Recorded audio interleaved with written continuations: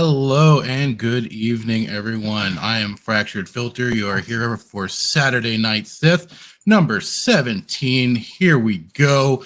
And we are not only streaming here on YouTube, but we also have it on Twitch on my channel, The Fractured Filter. Also on Jay Hitman's channel, Jay Hitman 187 on Twitch. So this is going to be a very fun experience for sure. And if you're certainly listening it back on playback, we're on all those platforms out there imaginable except for Spotify at this point. But we got it on RSS, Apple iPod, Google, so many places. Anyways, the whole shebang. The whole shebang. Again, I am Fractured Filter, and I got, of course, Jay Hitman here. How are you doing today, sir? Oh, so pumped, so excited. Welcome, everybody. And we'll also have joining us on time, Daviasa. How's it going, sir? G'day. Pretty well. On time is exactly right. Well, you know, I'm just it's when he can. right? He's like a peacock. He does what he wants. Yeah. He's the run-in. Yeah. When he gets the chance, absolutely. I'm not here every Saturday, okay? I can't be here every Saturday. I mean, I could, but I can't. Hey, you know, we all got our... All right. So, here we are again. As it is, I'll keep repeating this until it stops being a thing. Disney Star Wars is the gift that keeps on giving and certainly fuels us with plenty of extra news and tidbits to go over. So the question becomes, where do we want to start tonight with? We're going to need another vault. We need another vault of articles and just everything that they're just giving us, because it's getting to the point, when we started this 17 episodes ago, we're like, man, what are we going to talk about? Like, things weren't coming out, and now it's like, eeny, meeny, miny, mo, like Russian roulette. What do we want to talk about? Yeah, basically. I mean, that was kind of the funny thing. I was looking for extra comic books even to look at, to talk about, and we might have to eventually get back to reviewing Dark Empire. I don't know. It's funny you bring up the comic book thing. So I was at the comic book shop today. I just left, and there's two of these girls. Yes, I said it, girls, because girls. They're picking up the High Republic series, and I looked at them like I was squatting down at the DC section because that's obviously the best section, and I almost asked them like why they were like what persuaded them to pick up that specific. It was like the one with like Chewbacca with a lightsaber. Like apparently Chewbacca came back from the dead after he was killed in Legends. Wow, remember it's a whole different continuity, brother. Oh, sorry. Well, see, it's the world of the mouse versus the true lore. This is why I need you here so you can set me straight, because I had thought he died in Legends and now he came back in Legends. Yes, the brave Chewbacca sacrificed himself valiantly, and that's where that led off. But but I think I know which ones you're talking about. It's you said it's the High Republic, right? It's the High Republic. Yeah. That's basically supposed to be getting into almost not quite Coder territory. It's supposed to be like a kind of, what is it, like 100 to 1,000 years before? Not 1,000. It's like 100 or 200 before Phantom Menace. Right. So it's in a time zone where and they leave themselves with that opportunity to still canonize Revan if they want to, or even Bane to some degree. Maybe, I don't know. That might be too close to Phantom Menace. Disneyfication at its finest, but they bought like 8 of them, man. Like I'm not even like some people. Like I've seen some people like they'll buy 1 or 2. Like they bought 8. Jesus. 8. What is it, like a whole run or something? Well, no. So you have the High Republic, then you have Galaxy Star Cruiser, then you have like Crimson Tide, and I think there's a couple others, but like they were specifically doing I don't even know, like Galactic Star Cruiser. There were Daviasa can like maybe help bring some light to it, because it's literally. Is it based on the ride at Disney World? I mean, it would make sense because they're losing money like crazy. They can't even, So basically, from my understanding, for that whole Disneyland resort for the Galactic Star Cruiser, they were going to be then, I'm going to say, shoehorning it into any basically important timeline as possible. And I think it was supposed to be starting with High Republic. And then it was also supposed to be the place for, I think, even at a point, Anakin and Padme, Han and Leia getting married and hitched and everything. Luke and Ahsoka, was it Anakin and Ahsoka? Luke Soka over here? Hell yeah, man. Yeah, Luke Soka, 100%. And then my favorite was Ahsoka and Anakin, but people seem to fight me on it. No, that's not right. Listen, if Luke and Ahsoka can do it, then one's a teenager, one's an adult. He called her Snips, man. Come on, bloody Snips. Read between the lines. I don't want to. At least somebody doesn't. He's like, I don't want to. I'm DMing Star Wars theory, and we're gonna get his take on it because I don't think I'm outside the realm here. That's right. You reminded me. So yeah, we were saying last week, he seemed like he was kind of the child of the mouse and stuff like that, Davia. So you came in after the show and set us straight on that one. Yeah. And said how he was ranting, kind of, punching back against the sequel trilogies and stuff since what they did to Luke and everything. Yeah. So you set us straight on that one, which I have to, I'll always be willing to admit when I'm wrong. Yeah, exactly.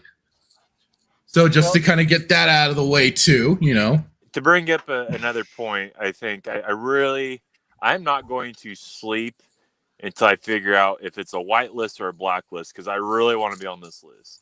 That's right. Yeah. You were mentioning being blacklisted essentially. Well, Davia, so bring some light to this because it was after this show, you were talking about like how he put on his thread. So like he tried to get an interview with somebody. Like what was the story? His friend, Den of Nerds was trying to get an interview with someone or trying to like talk to someone through Disney, and they said, "Nah, you're not going to be able to because you're on the blacklist or like whitelist, whatever it is." And then he said, "What's that?" He's like, "It's just a list of people that Disney doesn't affiliate with." But the world of Star Wars fans, just the world of fans and stuff. So would it be safe to say that, like, if that's true, like, would like Script Trooper, OG Star Wars, Raging Rhino, Open Airlock Policy, all these I don't know who are on that this is. list? If you've said anything bad about Disney Star Wars, then yeah. They're most definitely on this list. So if we're on the list, then we just need to settle up the details on like what's the ranking? Like who's number one on this list? You're just wanting the You're just wanting the confirmation, don't you? Just send me an email. Just send me an email that like you've made the list. Well, that creates a paper trail, and they don't want that. So no, yeah, I don't think they want people to know about the Before list. we jump into this, did you guys? So Davius, I don't know if you follow OG Star Wars. I know you do, Fracture. Did you see this ridiculousness that like Lucas is coming after her for some trademark infringement stuff? Yeah, even though it's her own artwork that she's using for her merchandise. Yeah, but the thing is because one of them, the one character is oh God, what's her name? The Ratataki. Yeah. I can't think of it. Asajj Ventress. Yeah. Essentially looks like Ventress. Similarities, but not 100% the same. Right. So it almost reminds me, like it's similar, but it's almost like to go like if anybody has read like Justice League and like Jeff Lemire, Black Hammer run. So like Jeff Lemire did a Black Hammer, which was kind of like his version of Justice League. And there was a lot of similarities, but he got away with it because like it wasn't 100% identical to the Justice League, and it's like very similar. Like it looks like Asajj Ventress, but it's not. But Disney has nothing better to do than troll, people that they don't affiliate with. But I thought that email looked legit, like it was from Lucasfilm or whatever. Lucas, So yeah, for one, like she was pointing out, she has her the Mistress of Rat-a-Tack, which isn't really saying is Ventress. It's just saying Mistress of Rat-a-Tack. So right, she has this, and then let me You pull it up. Yeah, I'm gonna pull that up right next. I'm getting it because she has it pinned, so it makes that really easy to get to. It's just interesting though that like so this leads you to believe that like Disney has to have people like dude they just have people on Twitter just monitoring this stuff. Like you have nothing better to do than so she's got followers. She has a substantial amount of followers, right? But I mean it's not like Star Wars Theory yet, right? Right. But you have she said, so my image of me as a Jedi and my logo is a copyright claim to Lucasfilm and Disney? ? So yeah, they TPC Shadia Jelk Redbubble says, Dear Allura, thanks for getting in touch with Redbubble. As you've been made aware, your work has been removed from Redbubble in response to complaints from Lucasfilm Ltd, a subsidiary of Walt Disney Company, and in accordance with Redbubble's IP in regards to Star Wars-related intellectual property. Unfortunately, in accordance with our user agreement and our IP publicity rights, we are unable to reinstate the content at issue. We apologize, blah, blah, blah, blah, blah. So yeah, it is all about Disney, even though it's an image of herself. Does she look like a Asajj Ventress? I didn't think she looked like OG Star Wars looked like. No, she. Let me hang on. Let me see if I can find the artwork that she's talking about. Because no, I mean, I think the only thing that would be related to it being, Star Wars is just the fact that, well, but the only thing that it would be is that she has a lightsaber, which that's to me is like, come on, there's been laser swords and so many. Welcome back, sir. There's been lightsabers and so many different things that it's like, come on, really? Or a lightsaber-esque laser swords, whatever you want to. Okay, then how does Facebook get away with selling lightsabers on Facebook Marketplace? Because they have light swords. I think they call laser swords. Laser burrito.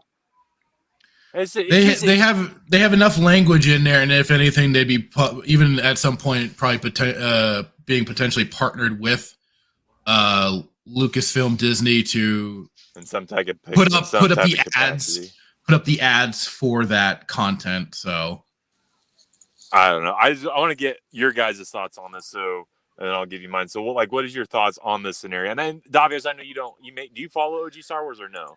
Nope, no idea who that is. Well, this is really good. I want to do this because we can get an unbiased. We can give our opinion, and then we'll get Davios' opinion on it. So, Fractured, what is your opinion on this whole situation? Well, I mean, like it's artwork that's her own. So to me, I think it's kind of a little goofy that sort of stuff would happen, especially for a small content creator that she is at this point in time. I mean, she has a good following for sure. Not the smallest or anything, but right. But it comes off as silly, but like it is, the laws are there, I guess, to protect the companies from potential theft or whatever of their intellectual properties.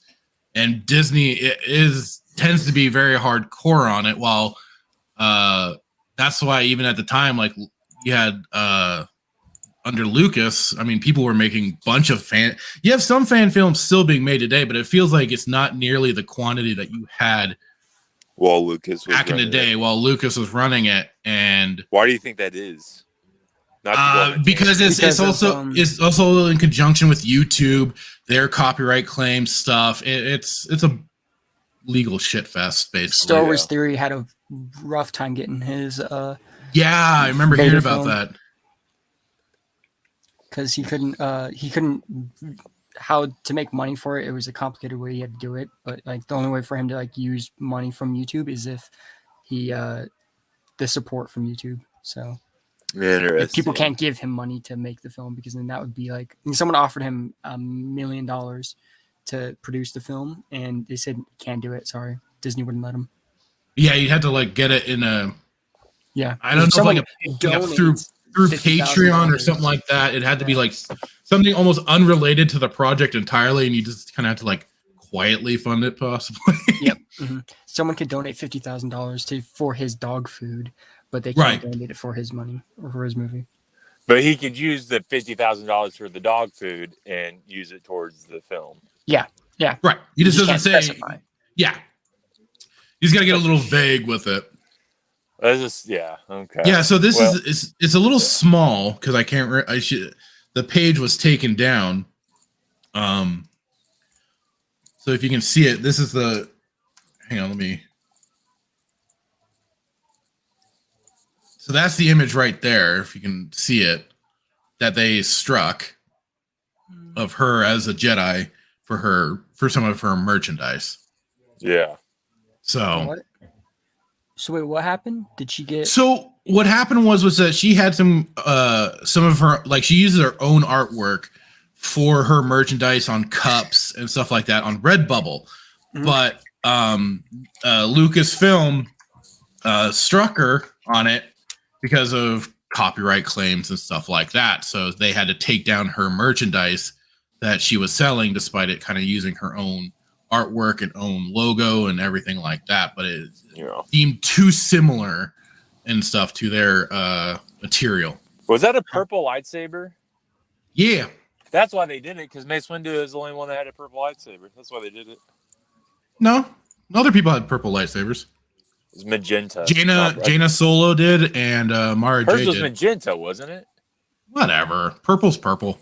Yeah, Samuel L. Jackson's the one with the purple one. There's magenta and all the other ones. I don't know. I could be wrong, but I felt like he was the only one that had purple. Purple's freaking purple. I'm not going to get into nitpicking.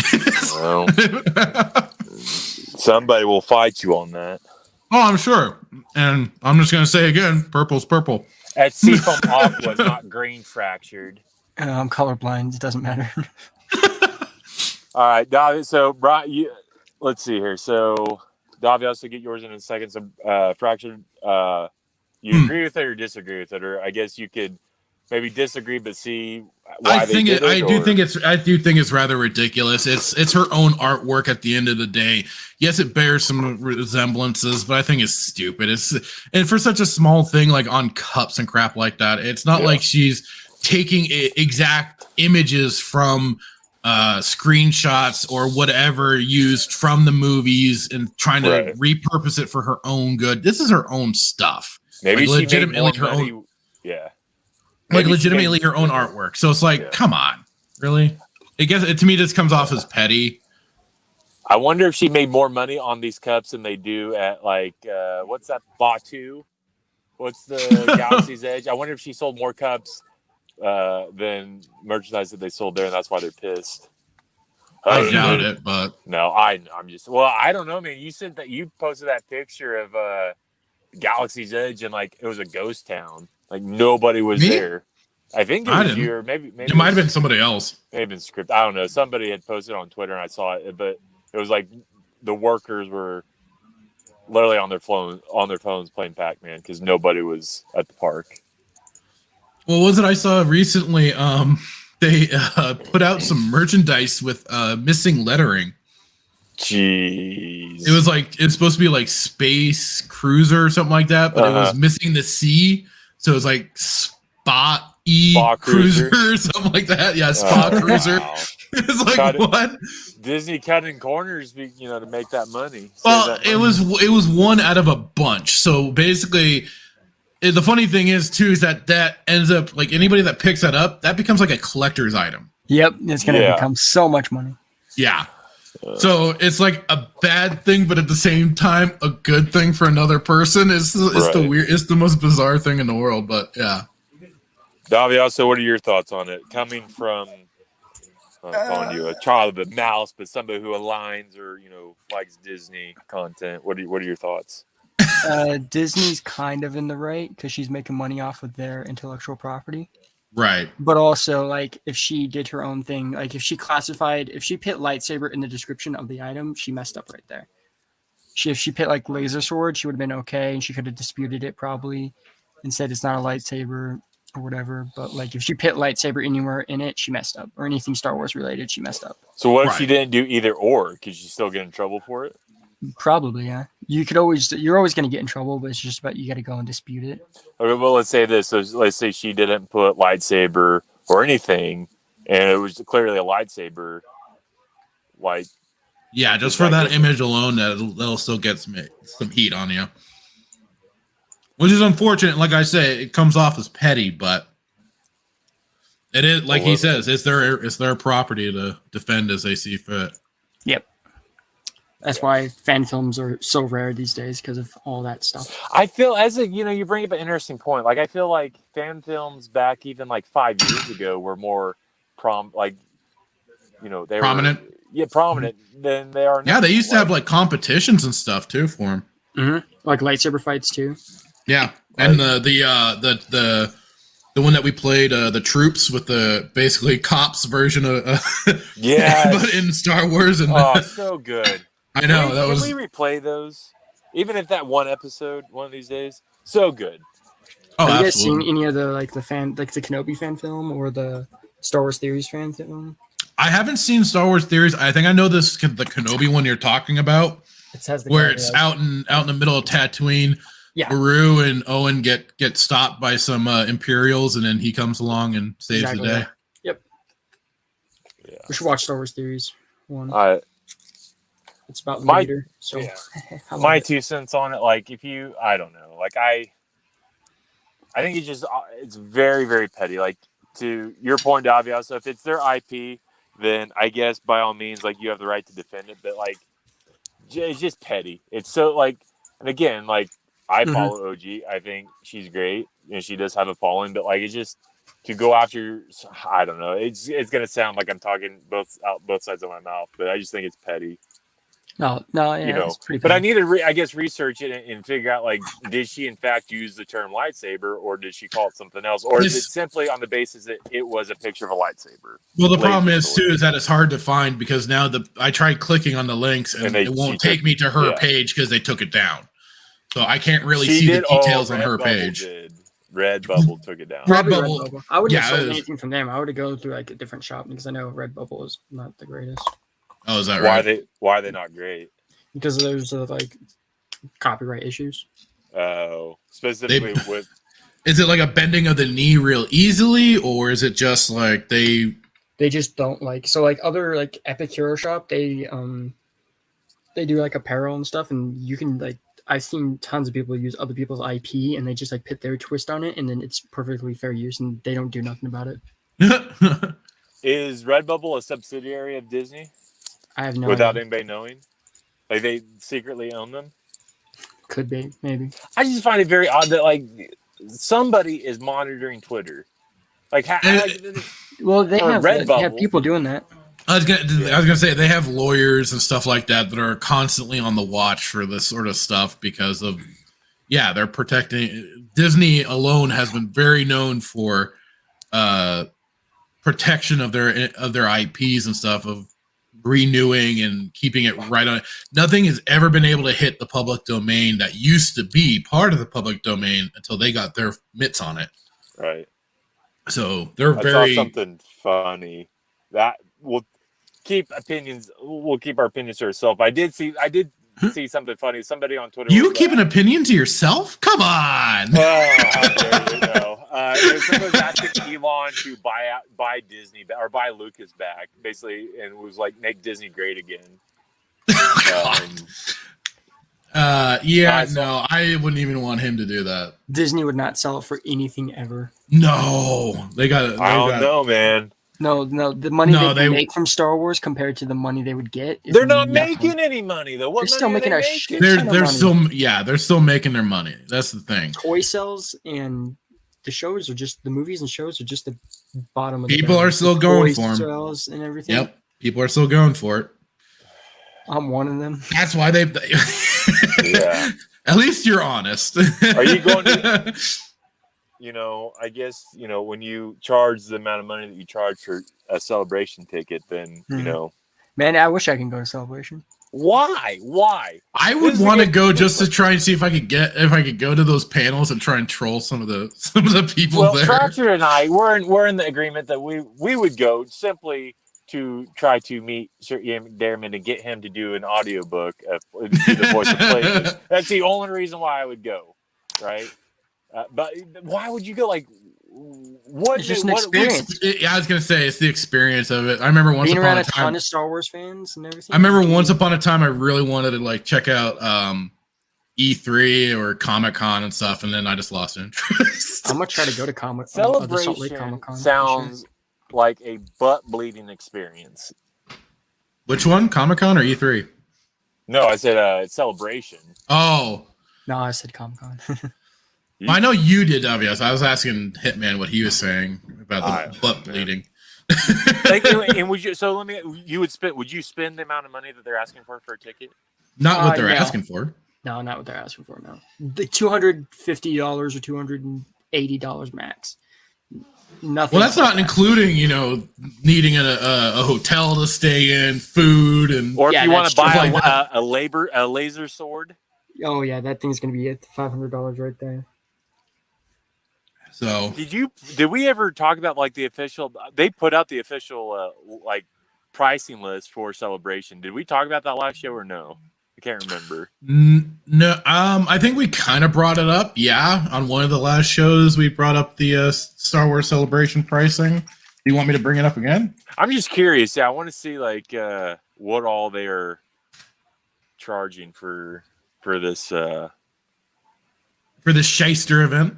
Oh god, this celebratory meeting gathering of what'd you say, Davia? So Star Wars fans?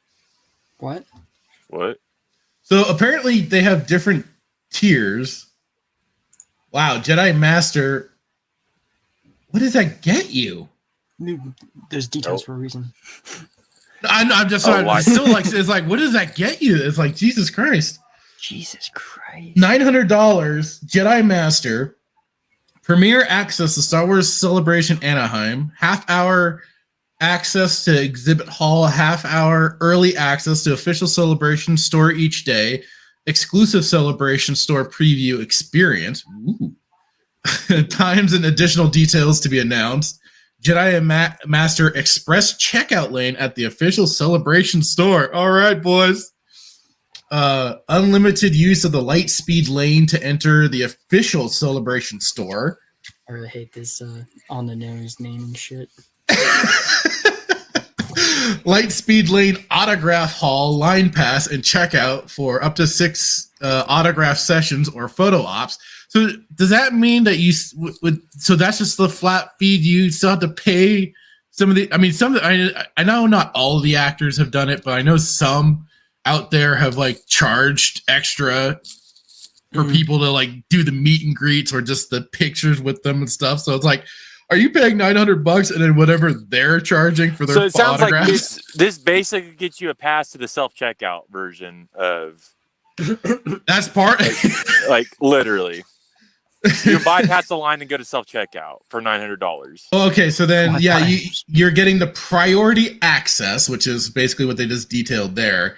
Okay, the priority access allows Jedi Masters to enter the theater prior to general attendees. There is no guaranteed reserved seating for Jedi Masters, but you will have first choice of seats. You'll have first choice of seats on the panel celebration stage. To take advantage of this entitlement, all Jedi Masters must arrive to the Jedi Master queue at the celebration stage before a designated time to be announced, typically 45 minutes prior to each start panel. Due to high demand for panels, we are unable to offer priority access for Jedi Masters to the celebration stage within 15 minutes of the scheduled panel start time. So be early or piss off, Wanka. Okay, so screw Jedi Masters. Let me hear about the Sith Master. I don't think they're going to have a Sith Master, as great as that would be.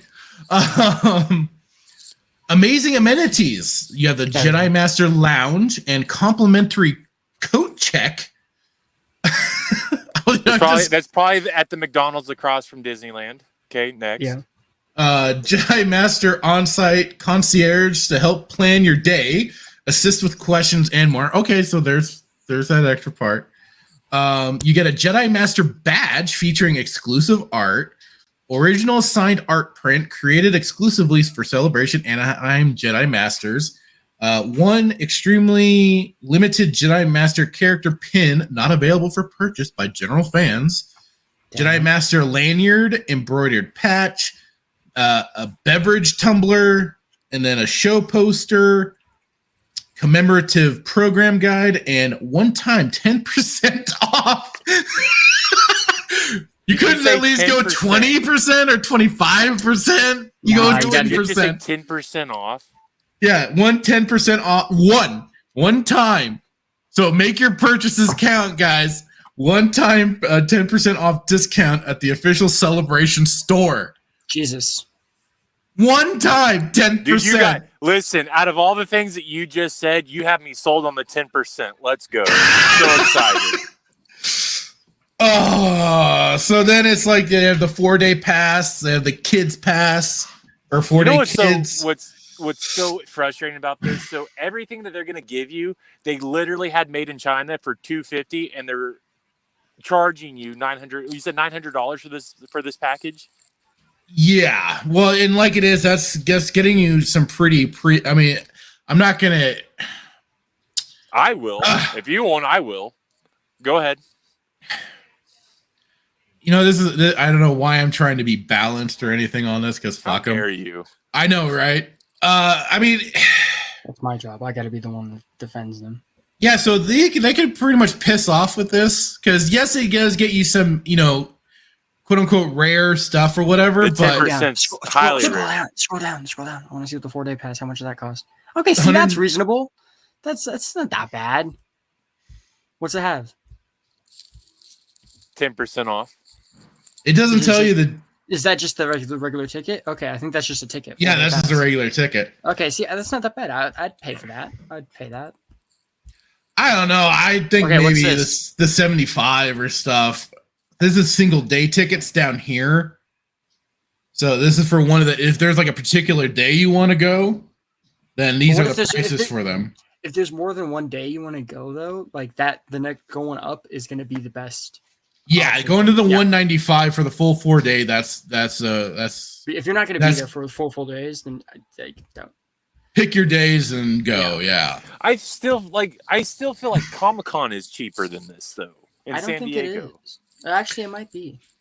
Because when I got years ago, my brother and I got all 4 days. Like, if anybody knows anything how Comic-Con in San Diego works, they basically. You have to go into this waiting room, and then it's all randomized how you get your tickets.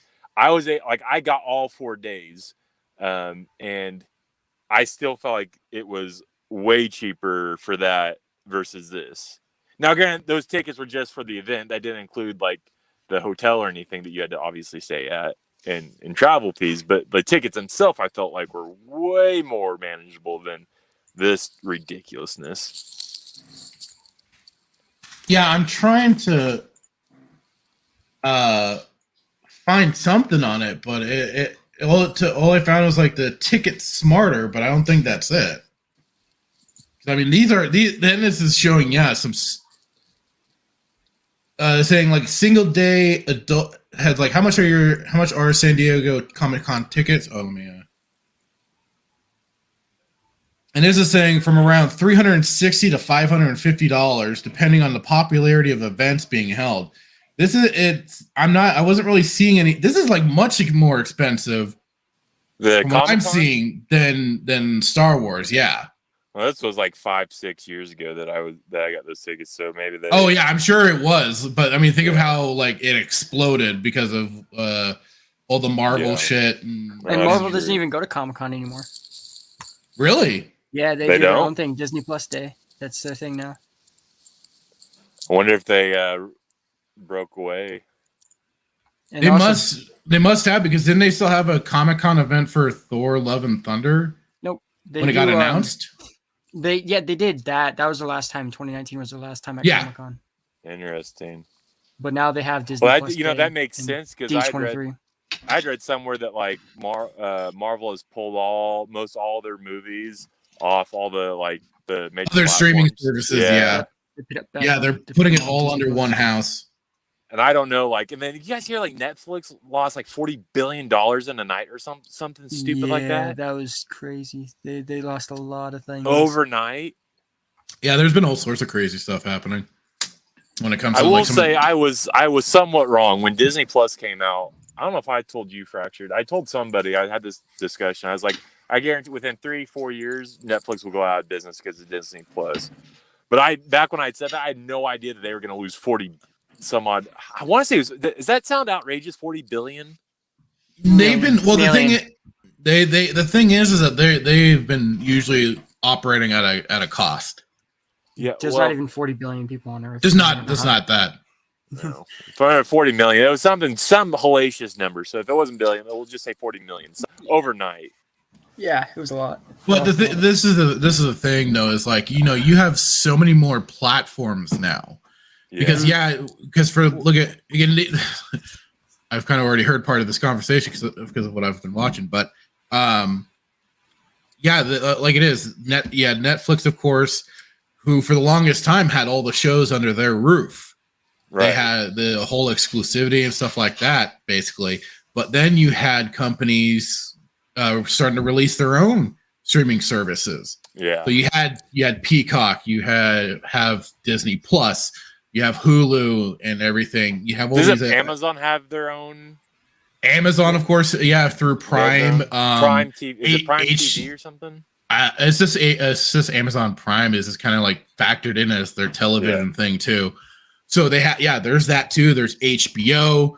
Last I knew, Stars had their own streaming service. I thought Disney was buying out Stars though. I don't know. They could that's owned by Sony. Sony has a deal with them. Okay, well, I'll say this. I have Disney Plus for the Star Wars original Shame on trilogy. you. Well, yeah, that's how I have to because I have to watch this ridiculous Mandalorian series. Unless you want to tell me how to bootleg it. Anyways, but what's interesting is it was about a month or so ago, I was logged in watching The Mandalorian, preparing for the show, and Stars was on there. Really? It was. I'm not going to tell you if I was hooked up to a VPN or not, but Stars Go was on Disney Plus. It was on the very top. You had Marvel,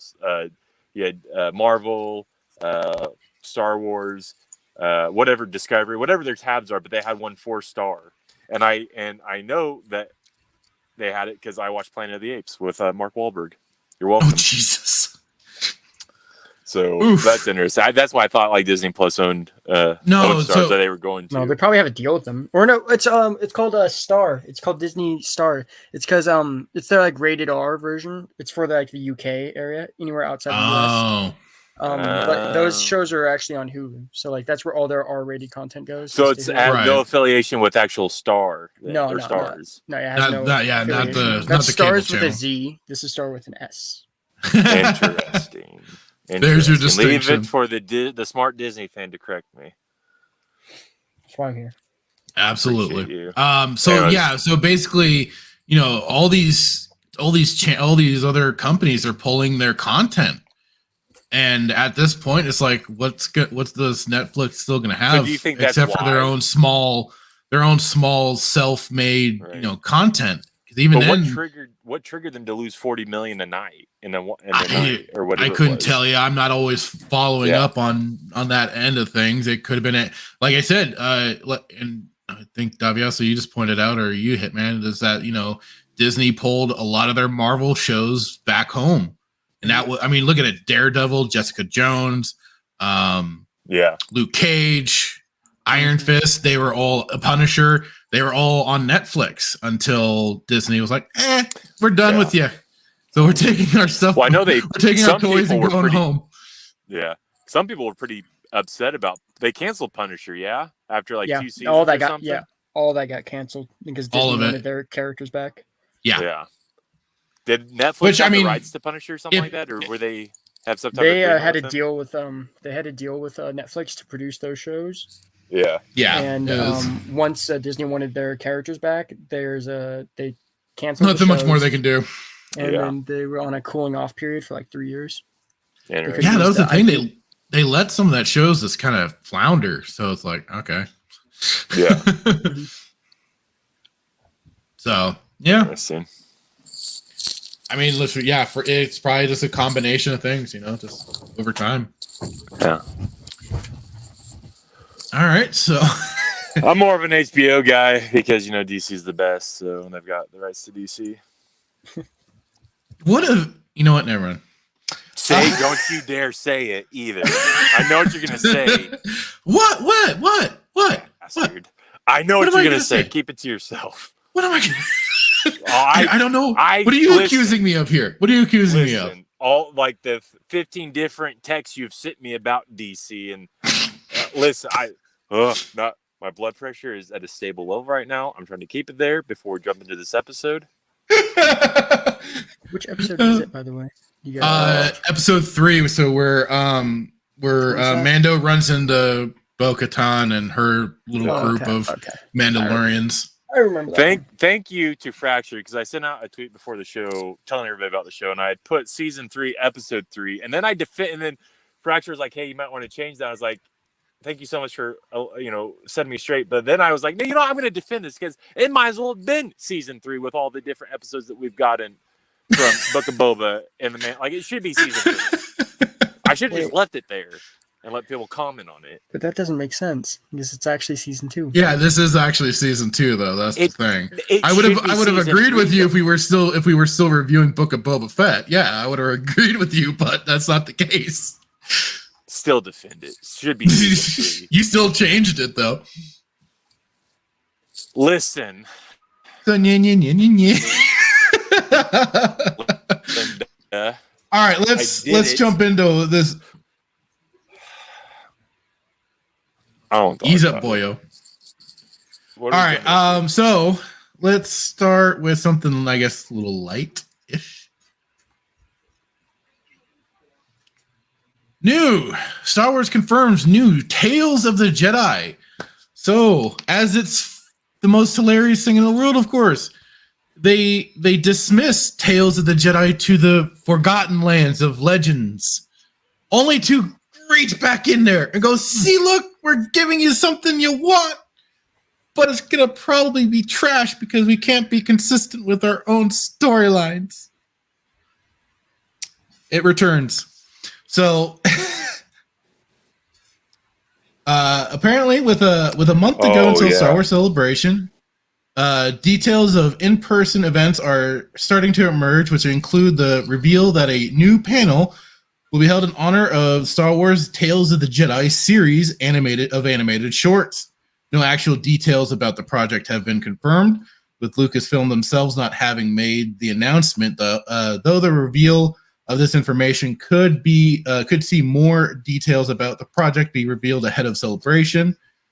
Given that one of the special guests of the panel is King Plunderer himself, Filoni, it's possible that he is involved in the project in some capacity. Star Wars Celebration kick off May 26th, and the Tales of the Jedi panel will take place on Saturday, May 28th.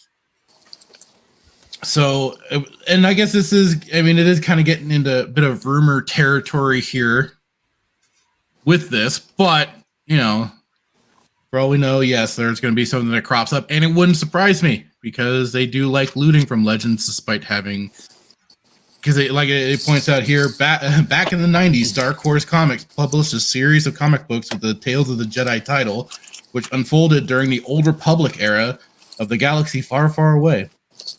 And I haven't read all of those yet.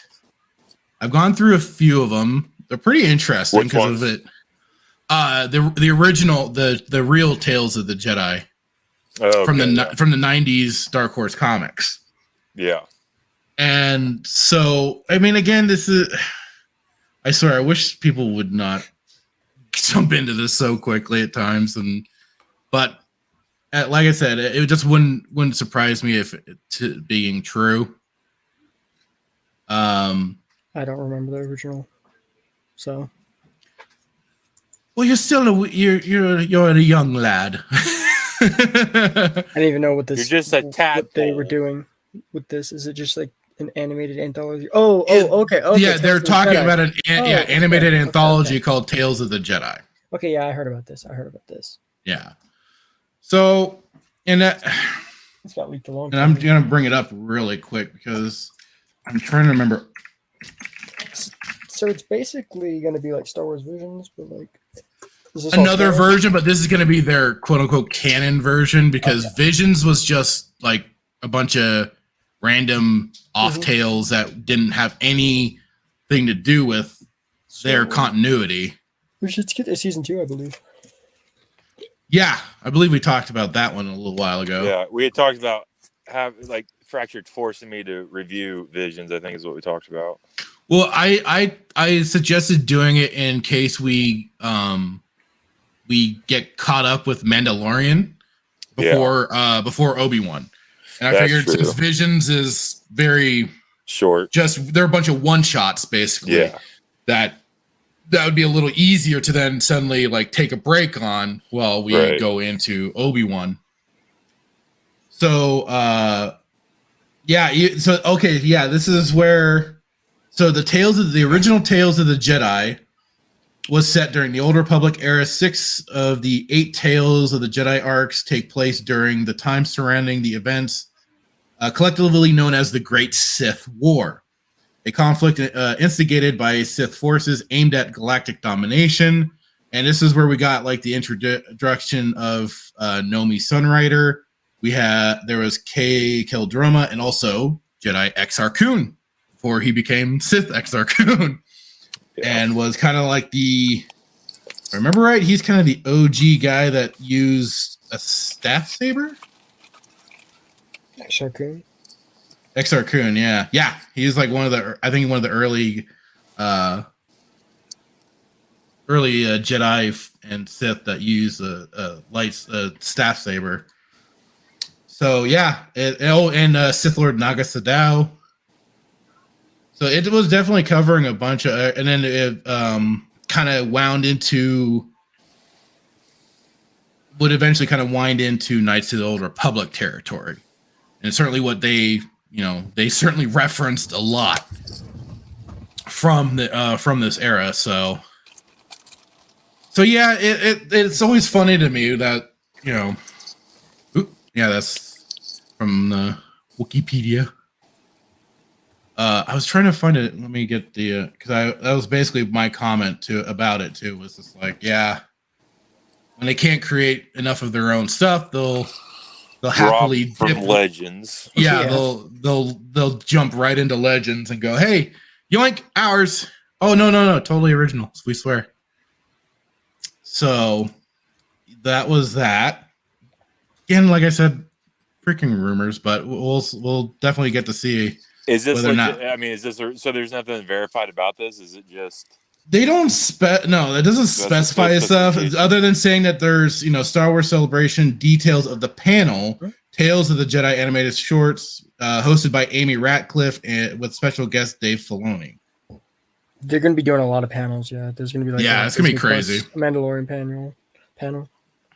Nice. And you have a whole bunch of stuff to talk about on that Saturday. Oh God, it's gonna be stupid. Especially 4-hour show.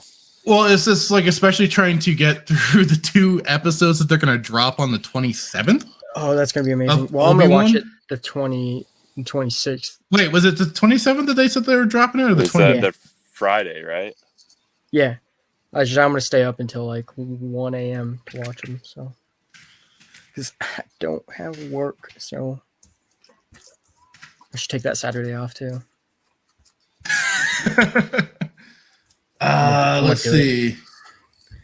Yeah, I'm trying to look to see what I remember it was going to originally be. Yeah, it's the 27th. It comes out. Okay, because I remember it was originally going to be the 25th. The 25th for real Star Wars Day.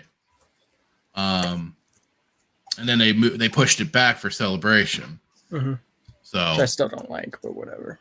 Yeah, that was kind of. And then there's another episode coming out that Wednesday too. He's like, yeah, they said Wednesday. They're releasing 2 episodes that day. Yeah, and then another one the next week. A third one on Wednesday. Oh, the following week. Yeah. Yeah. So you get like another episode in like the first 3 days. So if the rumors are true about Vader being in episode 3, you'll get him pretty soon. Wow, kicking him out fast, huh? Mm-hmm. Well, they have to do something to boost their ratings, or Do you think that they have the first 2 episodes coming out because they're not like they don't think that the first episode's strong enough by itself? That's been some people's opinions. Yes, based off the trailer itself. Things like WandaVision, they did that. Oh, did they? Yeah, they released the first 2 episodes at the same time because like the first episode, like it makes no sense that by itself. You have to have the first 2 episodes together. Which at that point, why'd you not just make them one whole episode? Yeah, that would have made that would have been a little smarter to do because then it would have been like one big premiere episode, pilot episodes. Like Bad Batch was amazing. Having that 70-minute episode was awesome. I couldn't say I haven't watched it. Yeah, I know you have. Yeah. Yeah. We'll Dude, you're gonna love Omega. Isn't that the female? Yeah, the 100-year-old child, the 100-year-old 14-year-old child, or something like that. What? Omega? How's that's not even possible? No, she's elaborate on Omega for on Davioso. She's the Omega. So like Boba's the alpha first clone, cloner, yeah, and then Omega is the Omega clone, the last clone. So she's she's legit Boba's sister. What? She ages like Boba Fett. Yeah, she's one that. So by that, she's not her. She's an unaltered. Even clone. though she's been completely manipulated, her genetics have been completely altered and changed to be female. It's then also further. Then she isn't completely changed like the rest of the clones for accelerated aging and stuff like that. Exactly. So it's one of those. Hitman's trying to wrap his head around this, isn't he? Yeah. What? Say that again? Basically, yeah, very, very, very basic. She's an unaltered clone of. She's a girl version of Boba Fett. She's a girl version of Boba Fett that doesn't have the accelerated aging and stuff like that the other clones did to be able to be thrown out into combat. Yes. So she can age naturally. It's wonderfully put. Hey, it's not me, man. You ever see that GIF with all like the cat I forget what the girl plays, but she's got the very confused look and all like the calculus equations like. Yeah. Have you seen that? Yeah. That's literally me right now. Believe me, I understand. Okay, so yeah, that's out of the way. I want to jump into this because this made me explode with anger a little bit. Well, at least with annoyance, certainly, because this connects to what you were just talking about, I believe. Yeah, a little bit. Star Wars may be setting up the return of a fan favorite character. Kyle Katarn is a popular character from the old canon, and it's the perfect time for Disney to bring it. No, it's not. No, it's not. It's not a good time. It's never a good time. Leave Kyle out of this, please. You already have enough Kyle clones in your shows. You don't need him. How dare you say that? No, they don't. Yeah, they do. No, they don't. Andor and Kanan are basically clones of, clones. Not. They're basically Kyle Katarn. And Kanan. No, they're trying to be. They're trying to be. Let's put it that way, okay?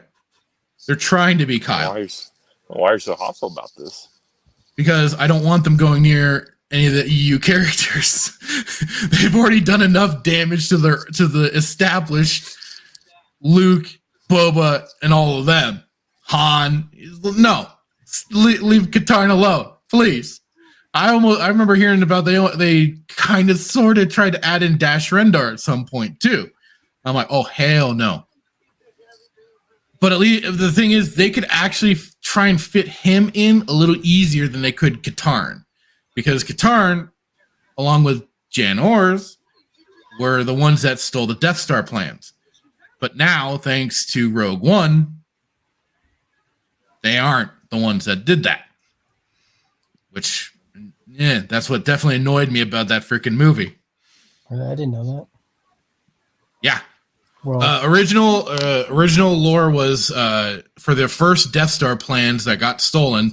It was Jan Ors and Kyle Katarn that broke into the Imperial base and stole the codes through kind of like a stealth mission too. And Katarn got some partial help from an old friend who was still in the Imperial Navy because he had already, by that point, learned what had happened to his father and jumped ship and joined the rebellion with Jan. And then they got the mission to take and rob the Death Star plans. So yeah, that kind of that cheesed me up. The first I like Rogue One better. Huh? Well, I like Rogue One better. No. Just Yes. no. Because it was so funny. It was the Dark Forces 1 game that gave you it was your first starting mission, and then that was kind of it. And they filled in a little more of the blanks through some of the books.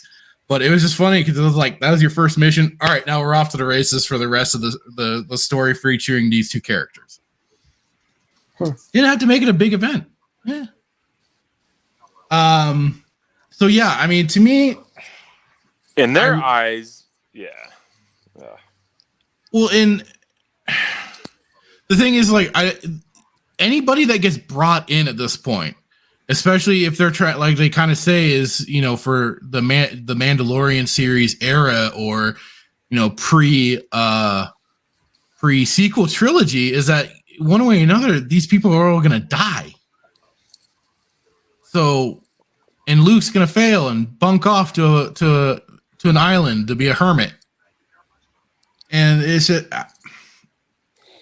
I don't know. To me, it just seems like just wasted characters just to kind of kill them off. And then I don't understand this. Like, so they when you read, so like I picked up the series. OG was talking about it, and I think maybe Open Airlock. I'm not exactly sure, but Fate of the Jedi, right?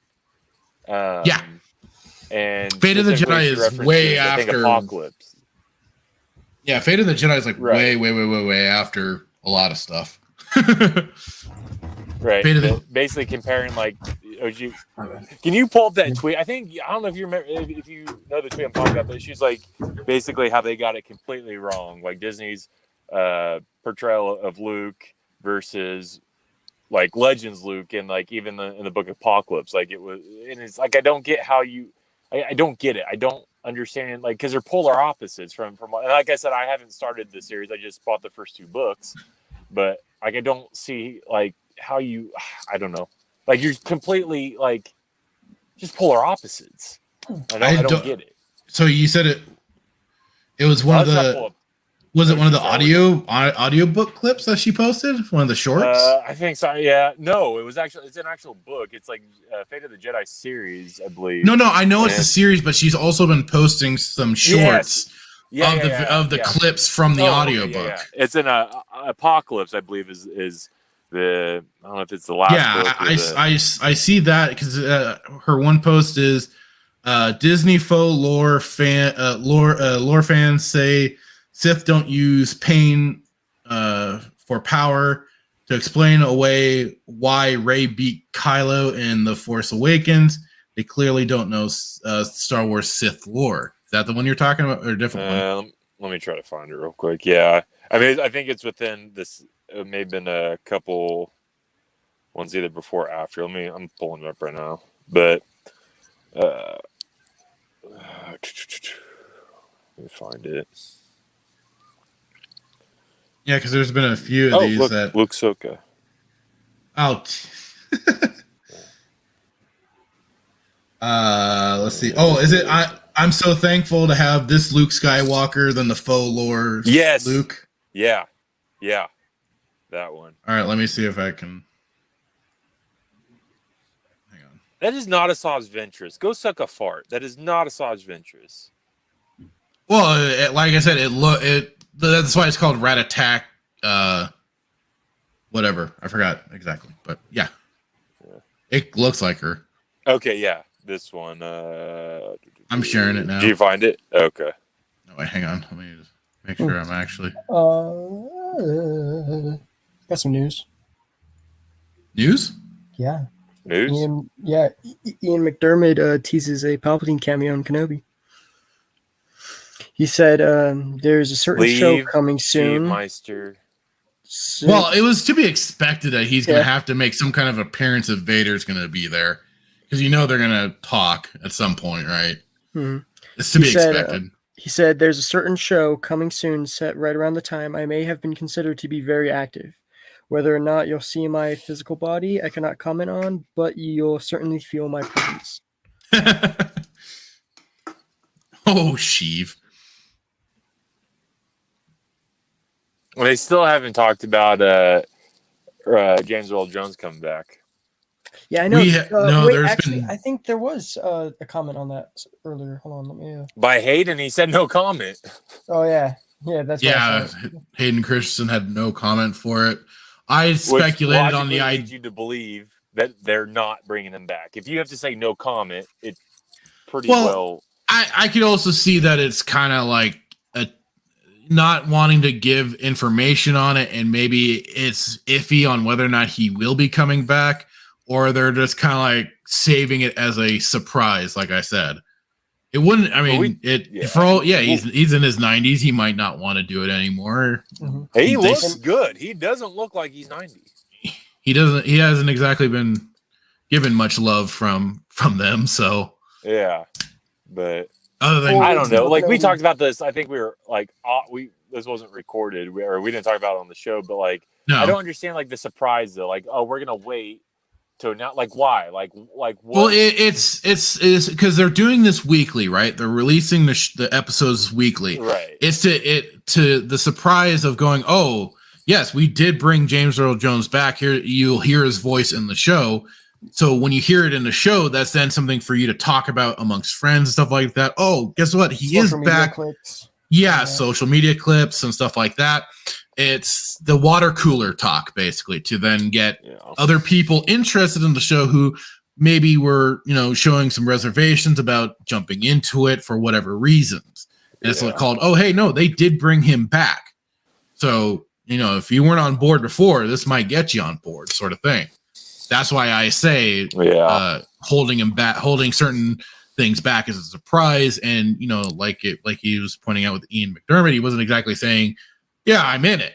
He's just kind of like, oh, my presence might be felt in some way. He's being So, well, and Davio, so I want to get your opinion on it. So do you think Fractured, they're going to bring him back? Yes or no? Honest opinion. Like, what did your gut tell you? I would think it would be stupid not to bring him back. I mean, he is the voice of Vader. James Earl Jones is the voice. You could probably use some of their weird, goofy AI audio stuff that they've been doing, like with Luke and everything, and Mandalorian or Boba Fett, but not actually include. I mean, it just seems. I know he's getting up there in age, but it's like it almost seems sacrilege not to have him. Yeah, that's my opinion on it. So I'm waiting to see if they will or will not. I'm leaving it open. They've been having play him because OG posted. So who? Yeah, I think you posted it. No, too, so your reply. I was merely pointing out that that no, it wasn't. Was it the guy that plays Anakin in Clone Wars? Matt Lantner. Yeah. Thank you, Matt Lantner. She was saying that it's been him because of him getting labeled as Vader for Rebels. Right. But I did post back with a clip to why that would be, and that's when Vader and Ahsoka were fighting, and he gets his mask busted open, and then and then they had Matt Latner speaking as Anakin, basically. That's when he says Ahsoka, and she clicks on and goes, "Oh shit, it's him." So that's I think why she was interpreting that as him voicing Vader when it is but isn't true. They didn't replace James Earl Jones. He was still credited as Vader, but Matt Lanter was still credited as Anakin on like IMDb and stuff like that. So, and like I said, it's still technically it's true, but not. I don't know. It is true, yes, but it wasn't him doing the full masked version of Vader. I guess you could say. Right. It was just the busted open. You got to hear his voice instead of just the synthesized one. Right. Davi, also, what's your They'll bring opinion? back James Earl Jones. They just don't want to like reveal it, just because they want people to like when the show is coming out, they hear the voice and it's going to be James Earl Jones, and you're going to see every outlet see that they Star Wars brought back legend James Earl Jones for Kenobi or something like that. And they want that going on during the show because they want people to come and watch the show. Right. Same thing with the Marvel shows. Like Moon Knight was not getting a lot of social media traction when it first started because they didn't have like the greatest start, and then it got like interesting to some people. I loved it either way. But yeah, same with Hawkeye. Then it took a while for it to get traction on social media. Not as much as like WandaVision had and Loki and all that. Yeah. So just social media traction stuff, I think. Yeah. Getting them clicks for them articles. Yep. The machine feeding the machine. Apparently, so you're skeptical. You don't think they're gonna bring him back? Me or Daviaso? You.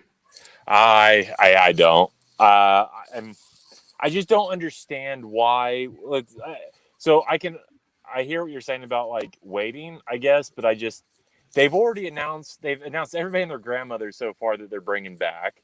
Why are they waiting for him? And if they're putting all this hope in, because there's an article that I think you may have posted on the Discord page about like the ratings they're predicting the ratings to be low. So like if they're using like, we're going to announce James Earl Jones coming back to somehow boost people's want to watch, it just doesn't, I don't know, man, it just doesn't make sense. So I think and to your point, like they forgot to even shout out the dude's birthday. Like this dude is iconic in Star Wars, and no, I don't think they're gonna bring him back. I don't. If I'm wrong, I'll eat crow. But I think if they were going to do it, they would have already done it by now, just based off everything else that they've done and everybody else that they've announced that's coming back. So, I mean, I see your point, but I'm with Davias on this one. I think they're waiting. Yeah. Because like it is again, he's too big a name not to. I'm a man of integrity. It'd be like suddenly putting oh god, why am I forgetting god dang it, I'm forgetting his name now. The guy that's voiced Maul in Rebels. Sam Witwer. Say again? Sam Witwer. Yeah. It'd be like suddenly throwing him into Palpatine's shoes because he's also voiced Palpatine apparently. Yeah, he's voiced Palpatine in Force Awakens. So it'd be like suddenly the Lego games. So it'd be like suddenly throwing him into Palpatine's shoes and kicking out Ian McDermott. It'd be crazy. But again, how many times is this guy? So the guy that you're talking about on was that IMD or whatever article you posted, like how many times has he done Vader? Once. Is it one? Just the Rebel? It would be just one? a scene from Rebels. Is it? Yeah. So I don't know. Which I grabbed really quick. I don't know what this will get me into trouble. Whatever, fuck it. Dude, let's get on this white list, man. Oh, stupid thing. Hang on. I cried when I first saw this, bros. Well, don't go shedding any tears now. You'll have Pablo Hidalgo make fun of you on Twitter. Yeah, that was funny. Tell me if you can hear it or not. I could hear it. Yeah. Oh, it's terrible audio, though. Oh, I think I was a little too far ahead. Hang on. No, there we go. Wait. Here it goes.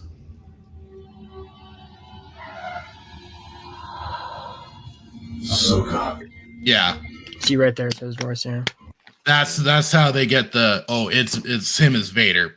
No, Yeah. he doesn't even sound like that deep. Well, no, voice. you They should have the hear- guy from the Lego games and stuff though. You could hear the transition going from the Vader synthesized voice to then once he says it again, now it's his voice, Landler's voice. So that's why I'm like, yes, but no.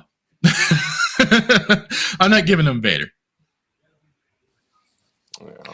Hey, apparently they're re-releasing the Star Wars trilogy movies in trilogy. I actually saw a tweet about that, and oh shoot, did I accidentally on May 4th. rid of it? I just saw it on Twitter. Yeah, that's where I had seen it too, and I think I Some hopefully cool artwork. I can finally buy them now.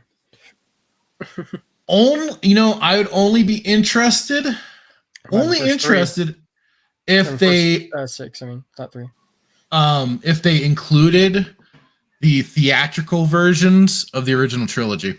That's what some people said, but also George Lucas does not want those out. He does not like those versions. Well, so you should have made them to begin with.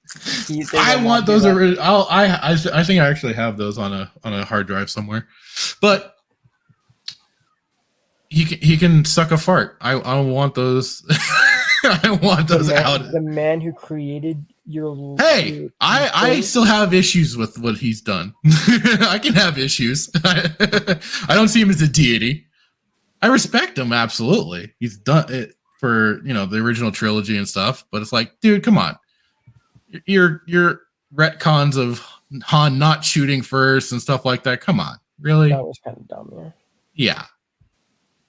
I'll call it out where I like my position's been he's well within his rights to do so. It's his work. He can do it if he wants, but I can still disagree with it. Also no. Oh God. Yeah. That's the one at the Revenge of the Sith. The Revenge of the Sith, it makes sense-ish. Well, the Revenge of the Sith, okay. But I get. But no, the one that they threw in it, Return of the Jedi. Yeah. No. When he picks up Sidious and chucks him in the pit. No. Nope. That was definitely something I didn't fly with either. It's like, come on, dude. It wasn't that good in Revenge of the Sith. You didn't need to bring it back in. Mm-hmm. Yeah. When I made that Vader video, I made sure I took that out. You kind of have to, right? There's one article I do want to discuss, but I'm trying to find it real quick. Oh, okay. Put it in the private chat. Let's see. Absolutely. Well, this wasn't. Was it the one you posted? Which one did I post? Oh no, I can't find. Okay, here we go. I think this is it. Take me to it. Let's see. I was gonna say, in the car, Wi-Fi you got there. What? Huh? How dare you? Inside your car Wi-Fi? It's my mobile office. Shut up. Right. That's what all hobos say. I will end you. I was gonna say, was it the one you dropped in the Discord chat or? Yeah, but I just put in the private chat. Oh, okay. Hobo. I will end you through my mobile Wi-Fi.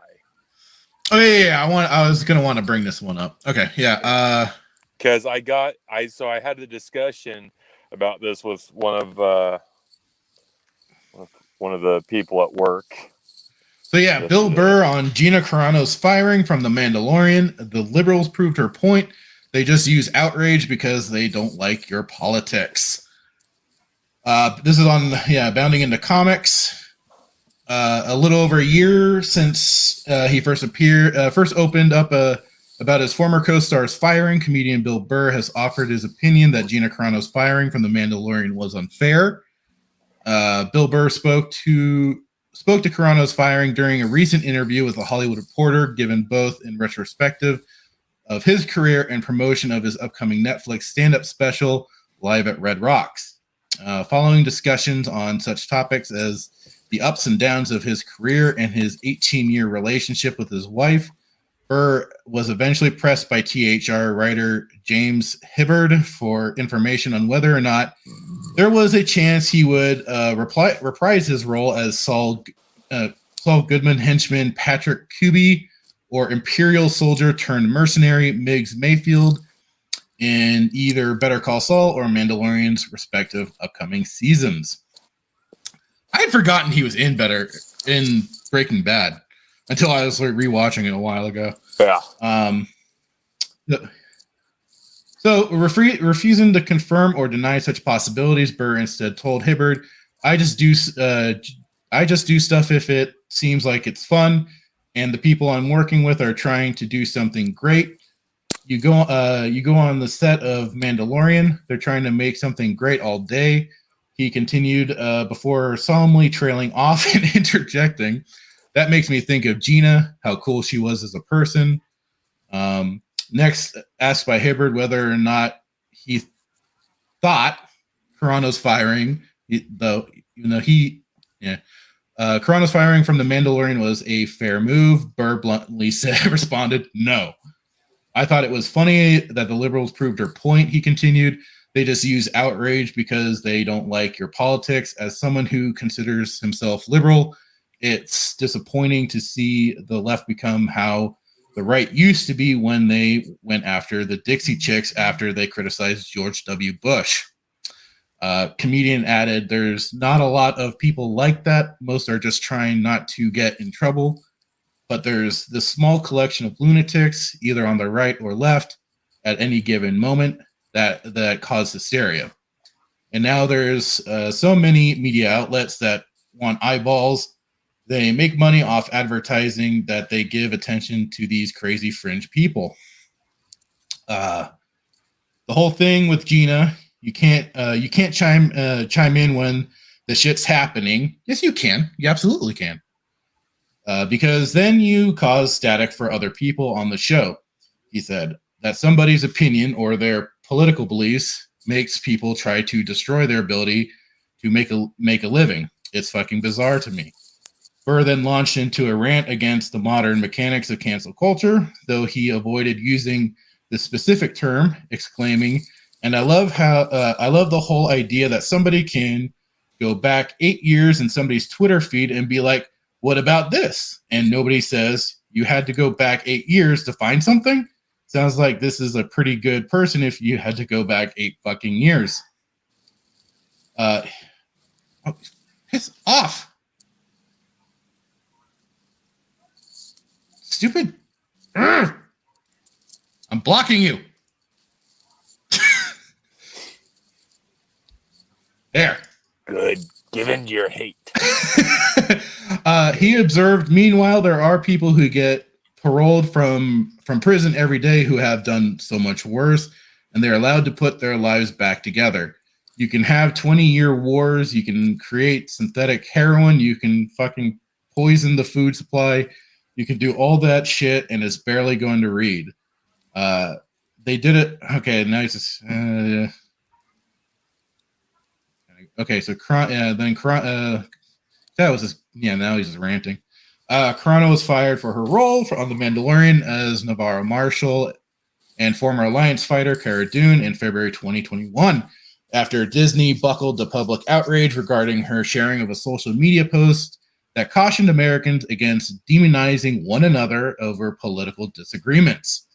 The post in question, an Instagram story which auto-deleted itself after 24 hours, as per the platform's programming, featured a screenshot from the separate Instagram story of the Warrior Priest Gym podcast account, wherein a photograph of a child with a blunt object chasing a woman in undress during the Lviv pogroms of 1941 was captioned, "Jews were beaten in the streets, not by Nazi soldiers, but by their neighbors, even by children." Because history is edited, most people today don't realize that to get to the point where Nazi soldiers could easily round up thousands of Jews, the government first made their own neighbors hate them simply for being Jews. The post continued, how is that any different from hating someone for their political views? And there's the post right there.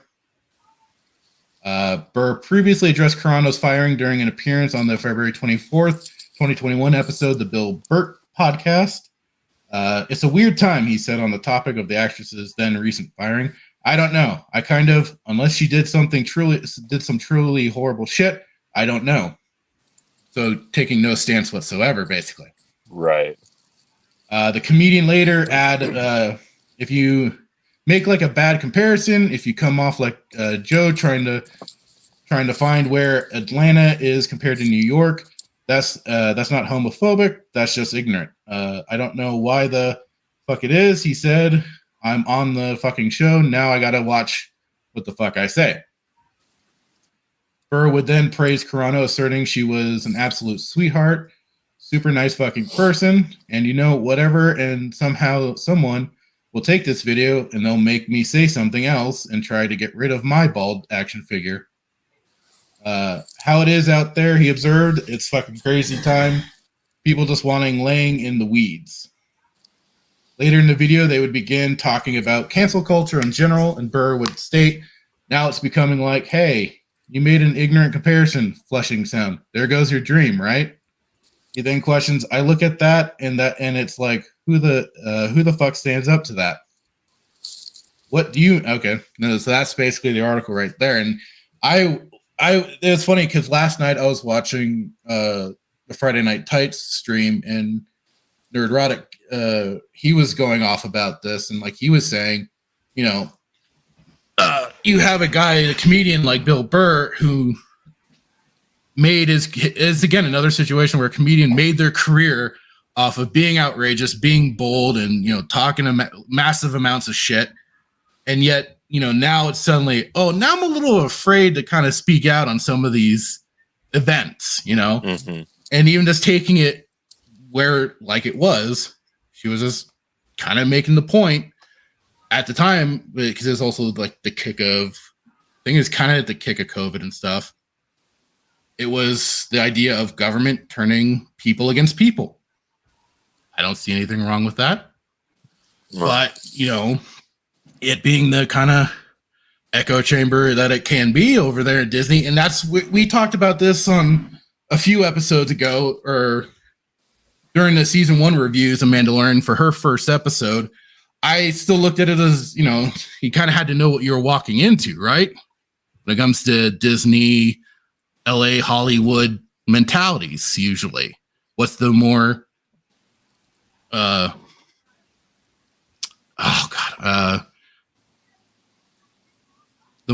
darn it, now I'm losing my words on this. But the more prevailing opinion out there. So, right. But at the same time, it's the biggest dick move just to kick the can on somebody just for having a difference of an opinion. And I know there's a lot of extra drama behind all this for her firing eventually. But again, so you're saying there's a double standard with Disney and then Gina? Absolutely. Yeah. Because again, it was at the time too, you had Mr. Mandalorian himself.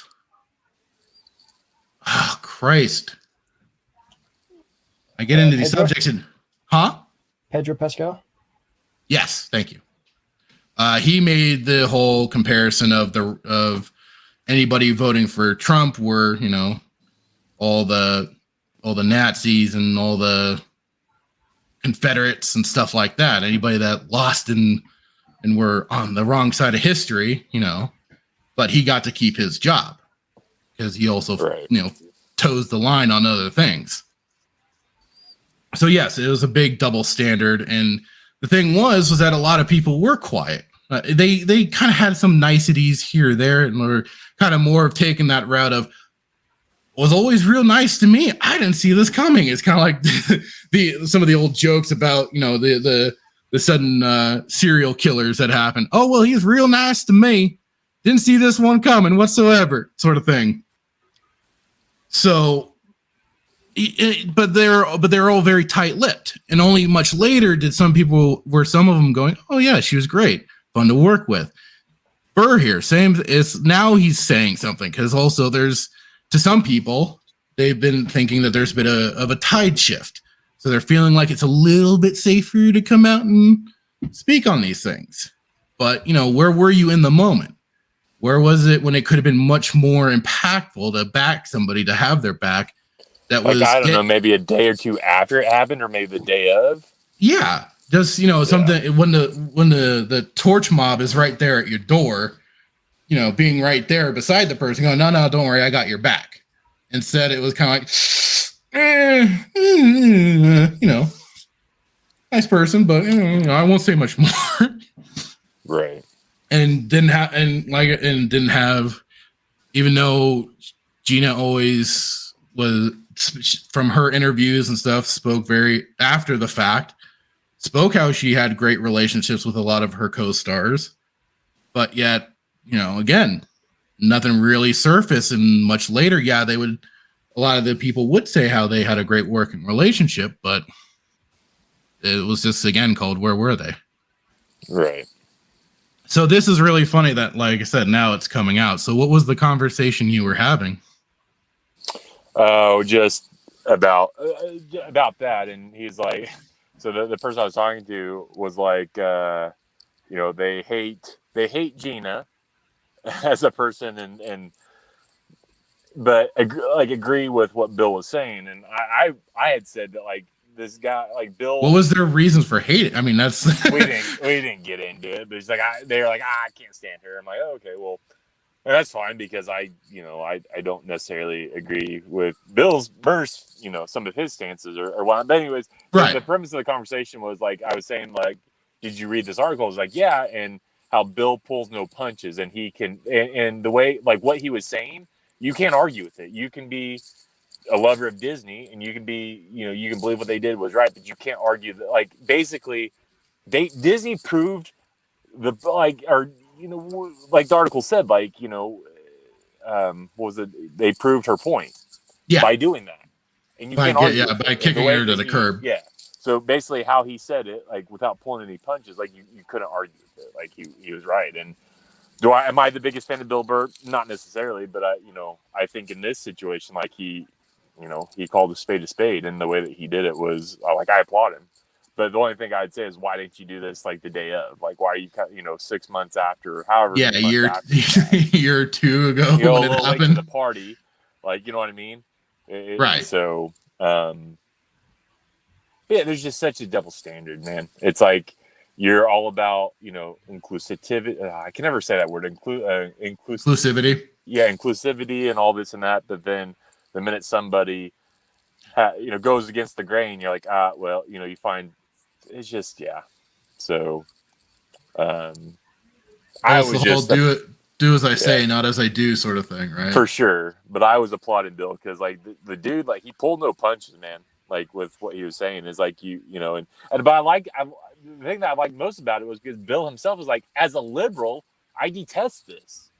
Like, well, and there have been other people that have made that very such stance too. It's like, well, I'm a liberal too, but I'm finding, like, it's just gone too crazy on me here. Right. I'm just kind of like, how did you not see it? I mean, I know a lot of people have been blindsided. I'm just kind of like in the camp of, how did you not see this coming? Yeah, I just find it very interesting that out of all her friends, or we'll say co-workers, or co-workers, whatever, on the set of the show, the only people that came to her defense was the Daily Wire, Ben Shapiro, and his his other partner is, they came to her defense. That was a benefit to them to some degree. It wasn't out of any self-righteousness or anything. Of course you could play that point, but I mean, the point I was trying to make is, like, they were the only ones that you are right. So did it benefit them?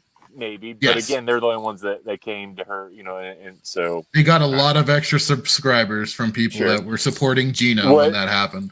Now you just have to argue, well, what was their intention? Was their intention to help her and stand up for I can't say for sure, because I don't know. Sure. I mean, I don't work there. I don't have anything to do with the Daily Wires. I don't know.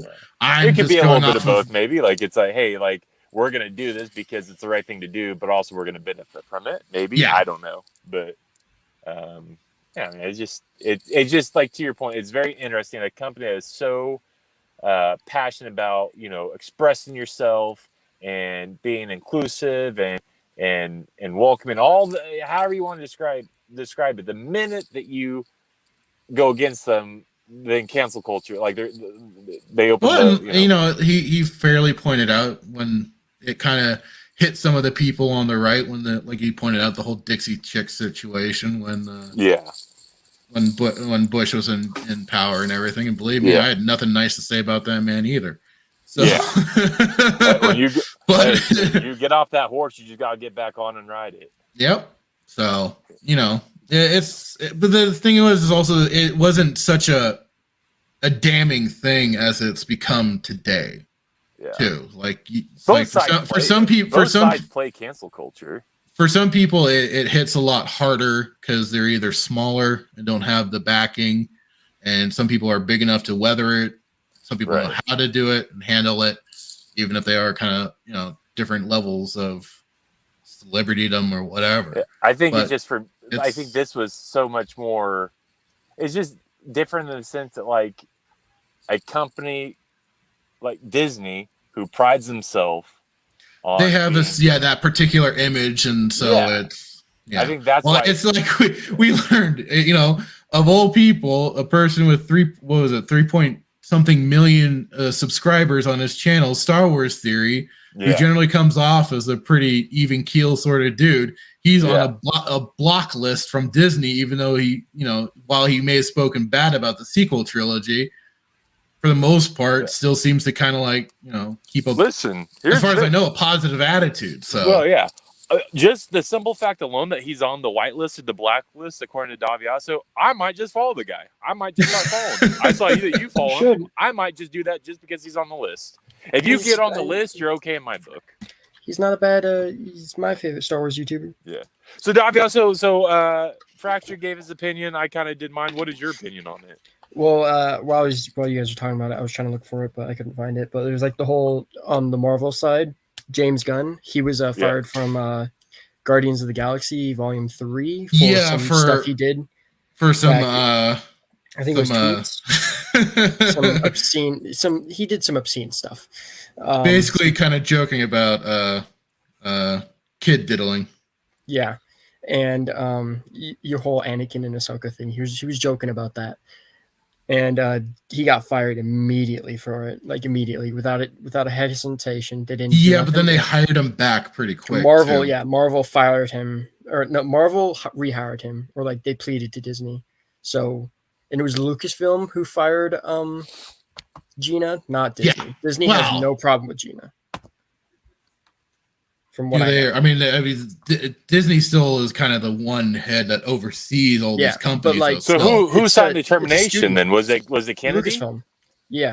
So it was Kennedy. So it would have been Kennedy, yeah. So and Kennedy, the one who prides herself on being a feminist, fired a female. That was part of a lot of people's commentary too about it too. Is Kennedy who prides herself on the whole Force is female and all that other stuff. That she was.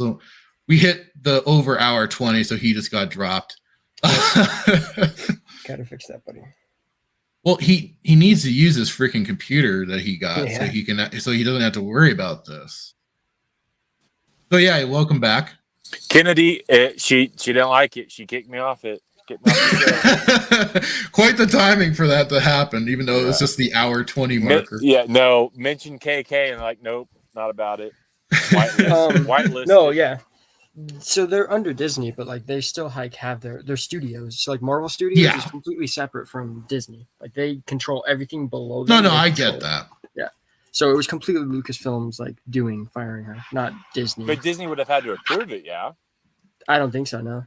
Is there a studio below? It would depend on how separate they do keep the managing departments for the two.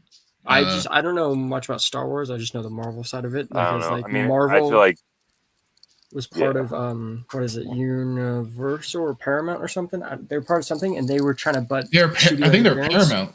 No, I think it was Universal. I think it was Universal. Universal. They were part of them before Disney bought them out, and Kevin Feige's his main issue was that they kept butting in with what he was trying to do. He said, "No, let me do my thing," and then they're like, "No." So he's like, "All right, fine, we're not doing this." And then Disney bought Marvel, and then Marvel said, or Disney said that they can be their own studio, do whatever they want. Just have to follow certain guidelines. Well, then I guess that's the question: did they also do this? Did they give the same leeway to Lucasfilm?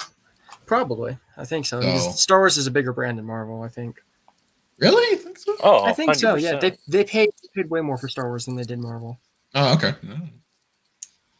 I didn't see. I mean, I look at them as being both very huge. No, they're names in entertainment. So it's just there's some of Marvel's existed longer. So yeah, but like their biggest IP in Marvel is like Spider-Man. That's their biggest IP, and they don't even know most of it.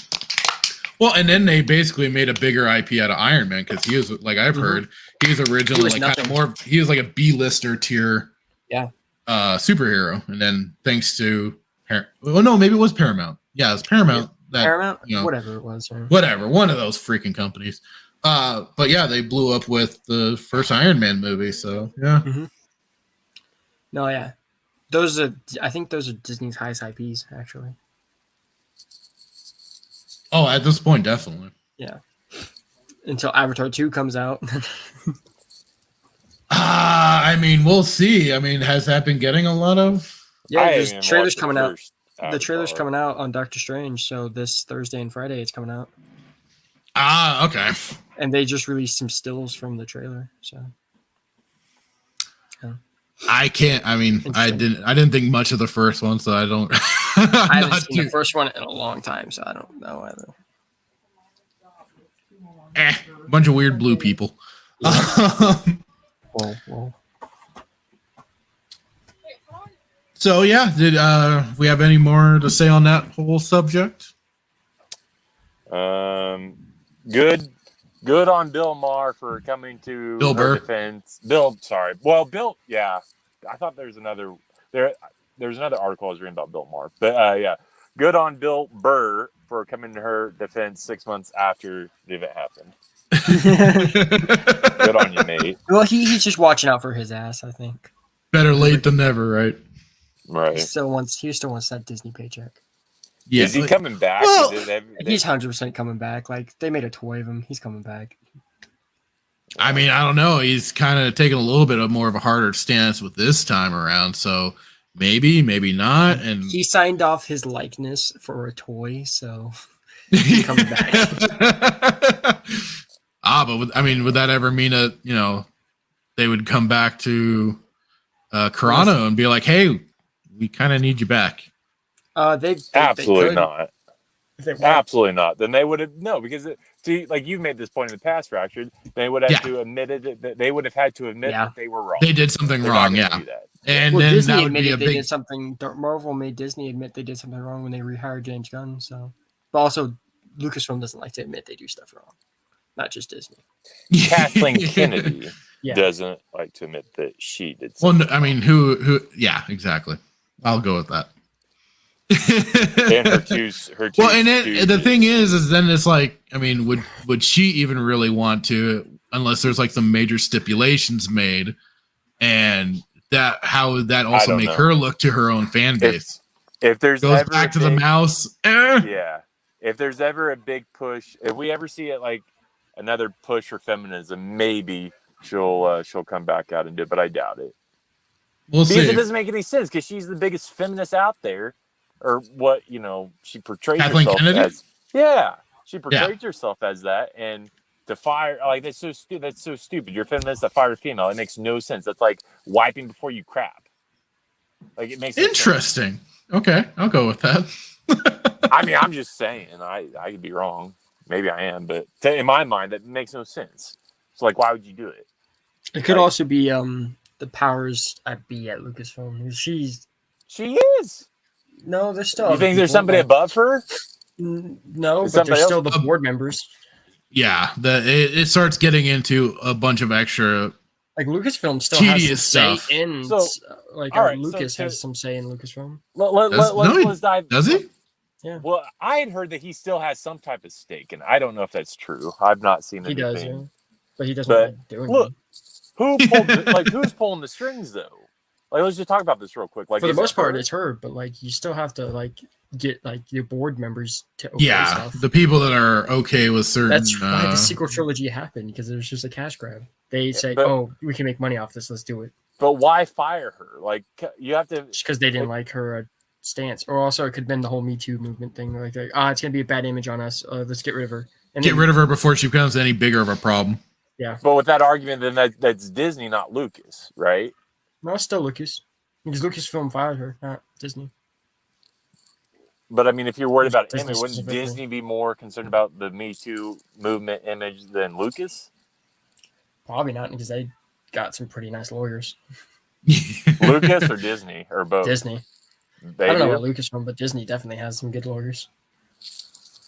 I don't know. Oh, without a doubt. Your thoughts on it, Fractured? They got those I mean- M&M lawyers. That dude can win any lawsuit, I swear. Oh boy. I think I- isn't OJ's lawyer? Well, I don't know if he's dead or not. But he might be dead. Is he dead? He might be. I don't know. I don't think so. Maybe he's employed by Disney. Maybe that. Mm. Maybe they. Yeah, I'd be scared. Oh, that's Oh, your lawyer. boy. I'm done here. Here's your money. I'm not even gonna take you to court. No, I mean I've you know, I Her just agency dropped her as a client too. Oh wow. yeah she got majorly dropped. Yeah.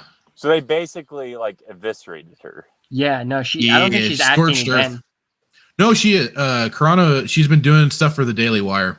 She has like a couple Terror on the Prairie, I think, is one movie that is going to be coming out soon, and like a couple of others that they're trying to start with their own streaming services that they've already got established. They're trying to do their own set of movies. And they've already put out of business. They're not going to be able to. No. That's like people saying they're going to put World of Warcraft out of business. But they're doing It's because fans wanted her fired, guys. quote unquote fans. Yeah, it was the whole Me Well, Too it was thing. is like I was saying, the people with the pitchforks. Smells like They a scapegoat screeched. to me. It rose to an occasion where they had to make a decision, like keep her on or be labeled as Yeah, that, because so. a few loud people on the twit twat, which isn't real life, but they take it as such, listen to, and yeah. Disney I probably don't know. would've I been feel like the fans are. I think fans were. There probably were fans that are upset, but I still think that they're using the fans as the scapegoat. I think Kathleen just. I don't know. probably. I don't know. I don't concern myself with that stuff. You should though. You should. It is just another big clusterfuck, basically. That's the, you have, Yeah. because the thing is, none of us are a fly on the wall at Lucasfilm to know the truth. Boy, what I'd love to be a fly on that wall. Oh, so would I. It'd be wonderful. Could you imagine the dirt you'd find? Good lord. The CEO of Disney, I don't know, denies that Gina Carano was fired over being conservative. Well, she's not even made a stance on what the freak she falls under for. Bob Chapek, that's who it was. So that was the first time. She may have not made a stand, but you can definitely tell. And it got brought up during a board meeting too, which that got out, and that kind of also was setting a lot of people off. Even they were kind of wishy-washy on the whole situation and tried to avoid it, if I remember right. Who's the guy that played Moff Greaseball? Moff Gideon? Yeah. That was. Oh, he has a. Really, like name. Giancarlo or something. Giancarlo Esposito. Was that his name? Oh, Yep. I was way off. Because there was a big stink about like how he refused to come back to the set of Mandalorian until everybody took the jab, but he didn't get fired for taking. Oh yeah, I didn't hear about that. I'll find the article, but he like refused. It's something like he refused to come back until everybody got vaccinated or something like that. But like he didn't get fired for taking that stance. Wow, that's. I know there's people out there because Hollywood is all about that thing. Yeah. So he was in the right there compared. But there's also the thing is that Hollywood's all about it, and they would have been hit with a lot of fines and suits and stuff like that would have put them in there more was jeopardy. An actress on their main character for the new Black Panther movie, the girl that Shuri, the girl that played Liz Burr, she made a big fuss. She wasn't going to take the vaccine, and they had to halt the filming for that movie and everything. And then news kept dropping on whether or not they'd canned her or not. It was another little circle of drama on that one. It's crazy. But no, it's like they put in a lot of things, because that's what there was the whole Tom Cruise going off on everybody on like the set of Mission Impossible or something like that, because it's like his own production or something too. He's putting his money into it, and if anything was out of regulations for what's been implemented now for Hollywood, would have meant disastrous results for the movie, for fines and stuff like that. So that's part of it. It's kind of trying to be stepping on their toes and making sure they aren't getting into too big of trouble. Yeah. Okay. I'm going to send you this article. I quoted it somewhat wrong. He said, if you're not vaccinated, don't come to the set. But I'm going to drop this in the chat. Oh, so he was just saying it. Yeah, but there's, more to it than. Hold on. There we go.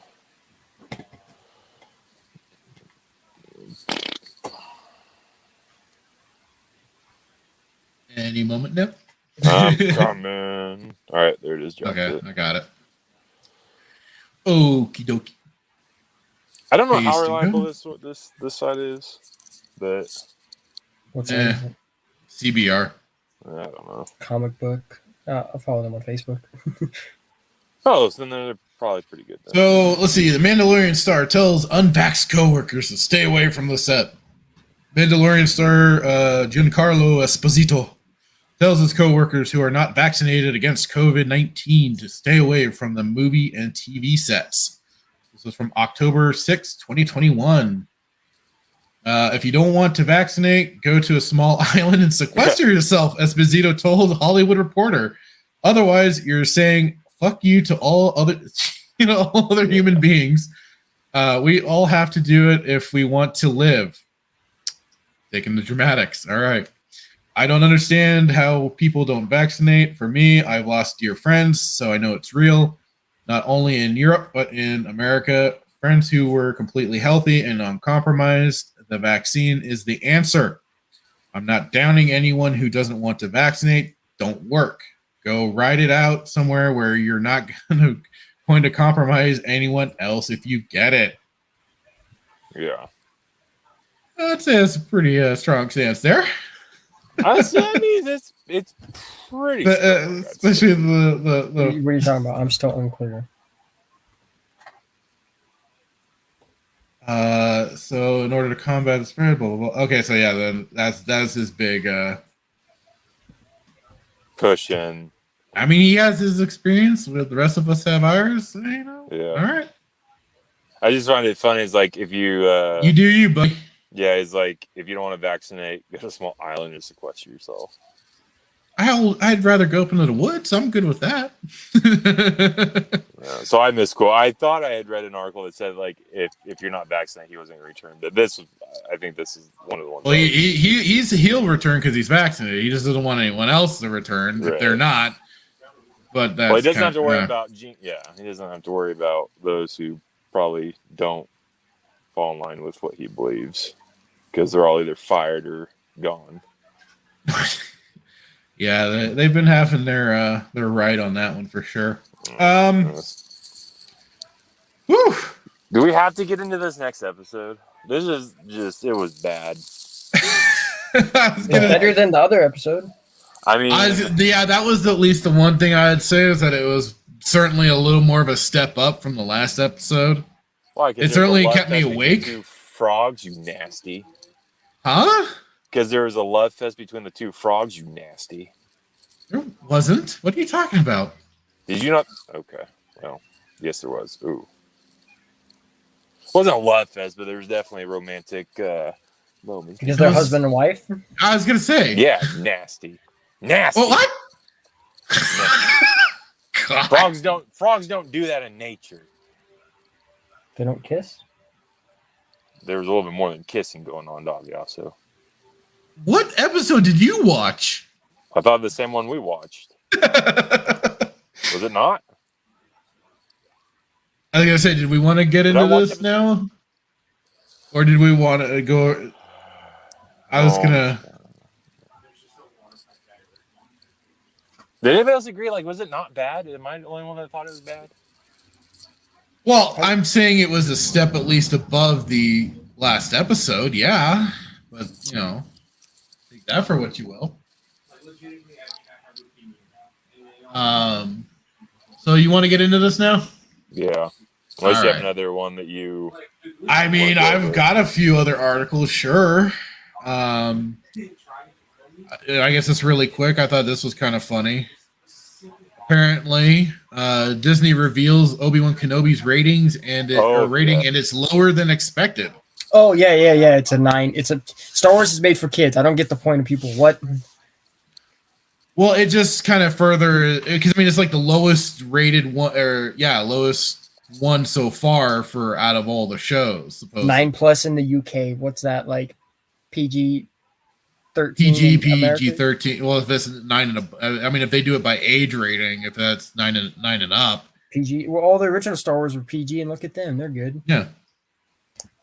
I think some people. Yeah, that Revenge of the Sith was a PG-13, if I recall. Yeah, because murder and mayhem awaits. People say Clone Wars is a kid's show, but then like there's some of the darkest things that's ever happened in Star Wars in there. Not if you've read the books. I'm not counting that. But yeah, I remember actually going, I wasn't expecting that one. So like one of them was but they censored it on the TV version, if I recall, when they rated Camino. Yeah, they aired. Visage did the whole lightsaber stab on a clone and kissed him on his death. They aired it, and then they're like, "Oh God, that's a bit too brutal for a." And then they had to redo it, and then now on Disney Plus, it's back, and when it was on Netflix, it's back too.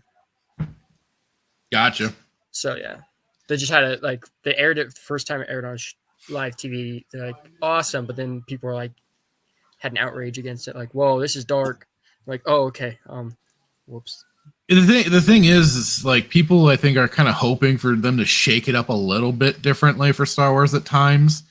So they get a little like, come on, like Star really Wars we're never gonna. But it's Star Wars has been always kind of a more family friendly, sort of thing, to where anybody could watch it pretty much, and you don't have to worry about too much graphic violence and stuff like that. You can go pretty dark still with PG-13. Like the Batman, yeah, absolutely. It's PG-13 and it's still pretty dark.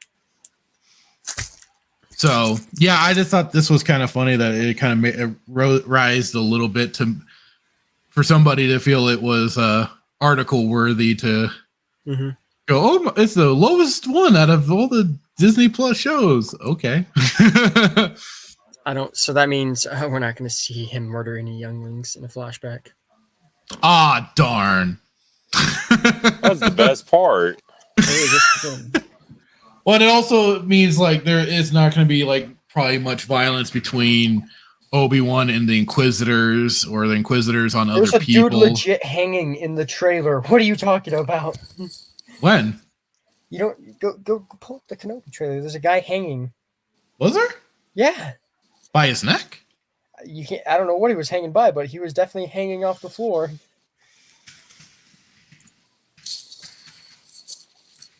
It's I won't.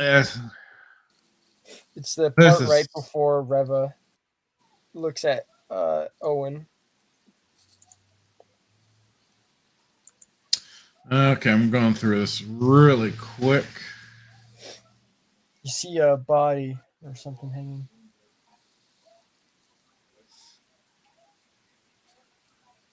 Oh, all they show is the feet. Yeah, exactly. That's still pretty brutal.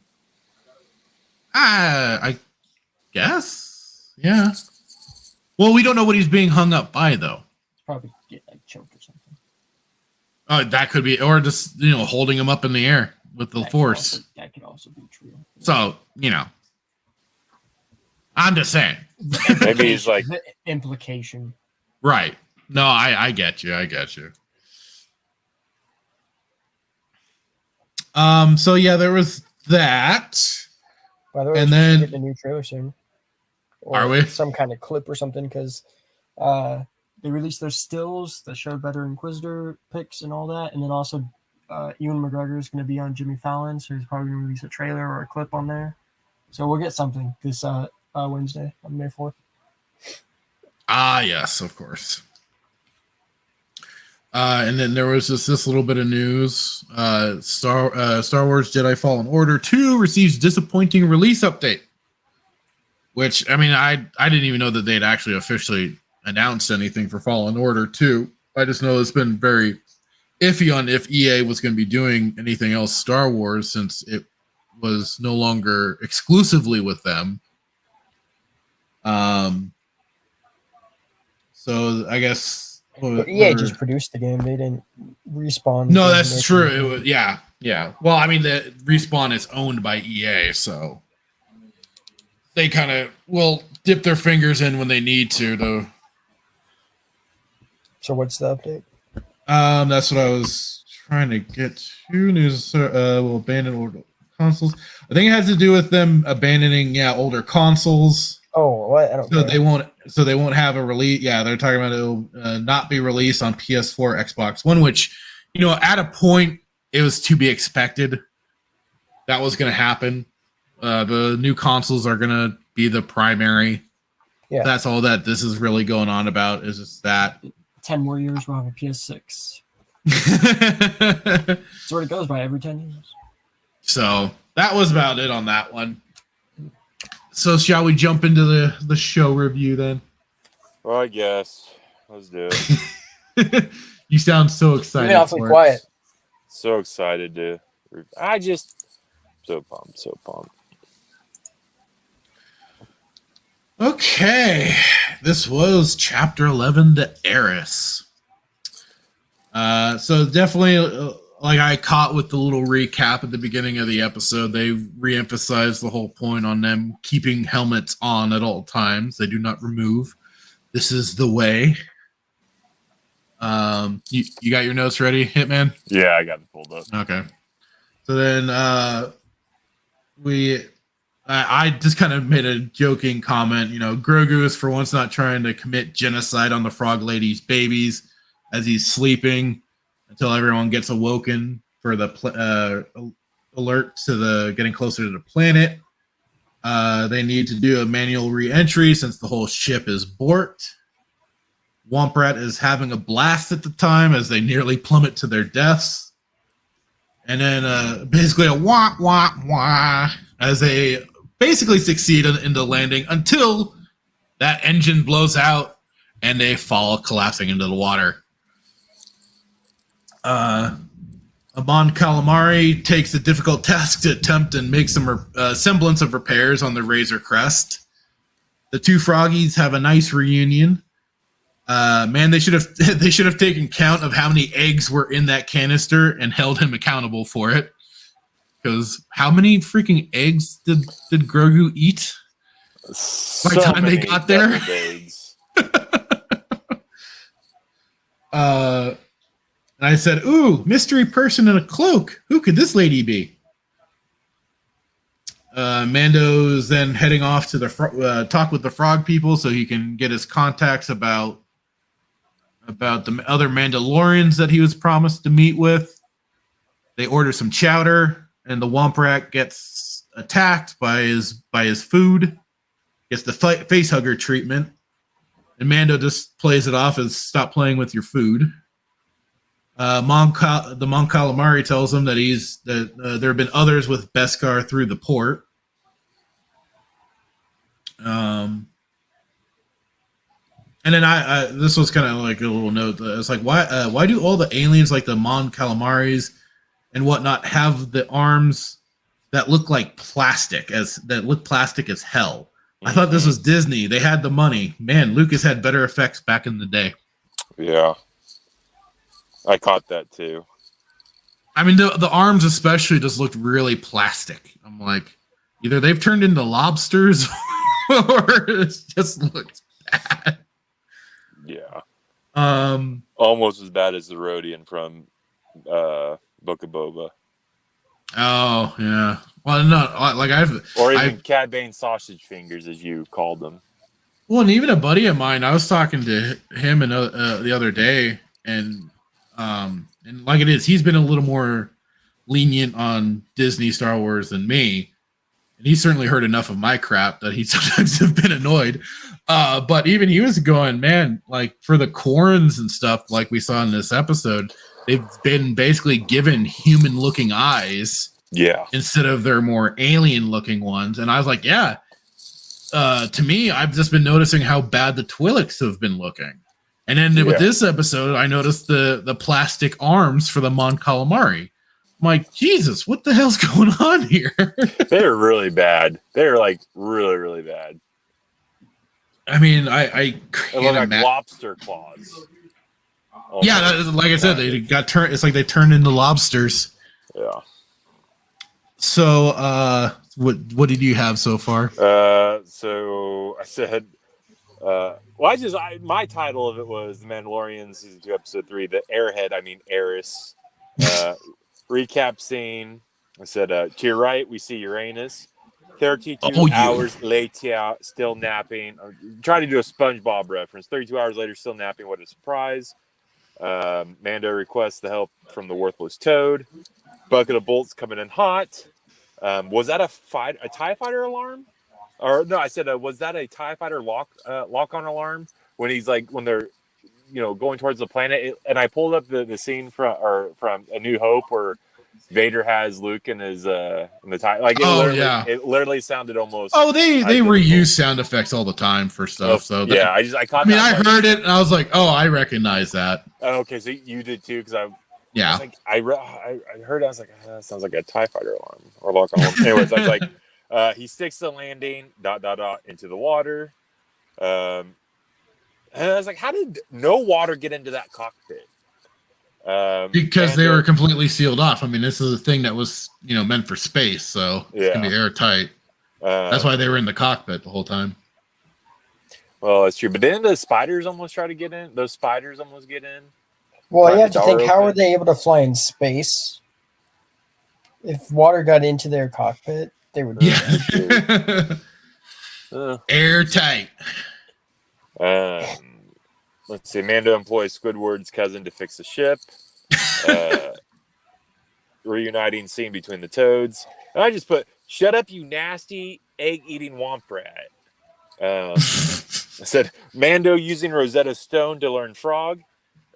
I don't know if I'm jumping the gun here, but the last thing I'll say he did kind of seem like he was kind of understanding things a little better suddenly. Yeah. I said, the absolute nastiest clam chowder I've ever seen. Progresso looks better. And then I ended it with Akbar's cousin offering Mando the nasty arse chowder.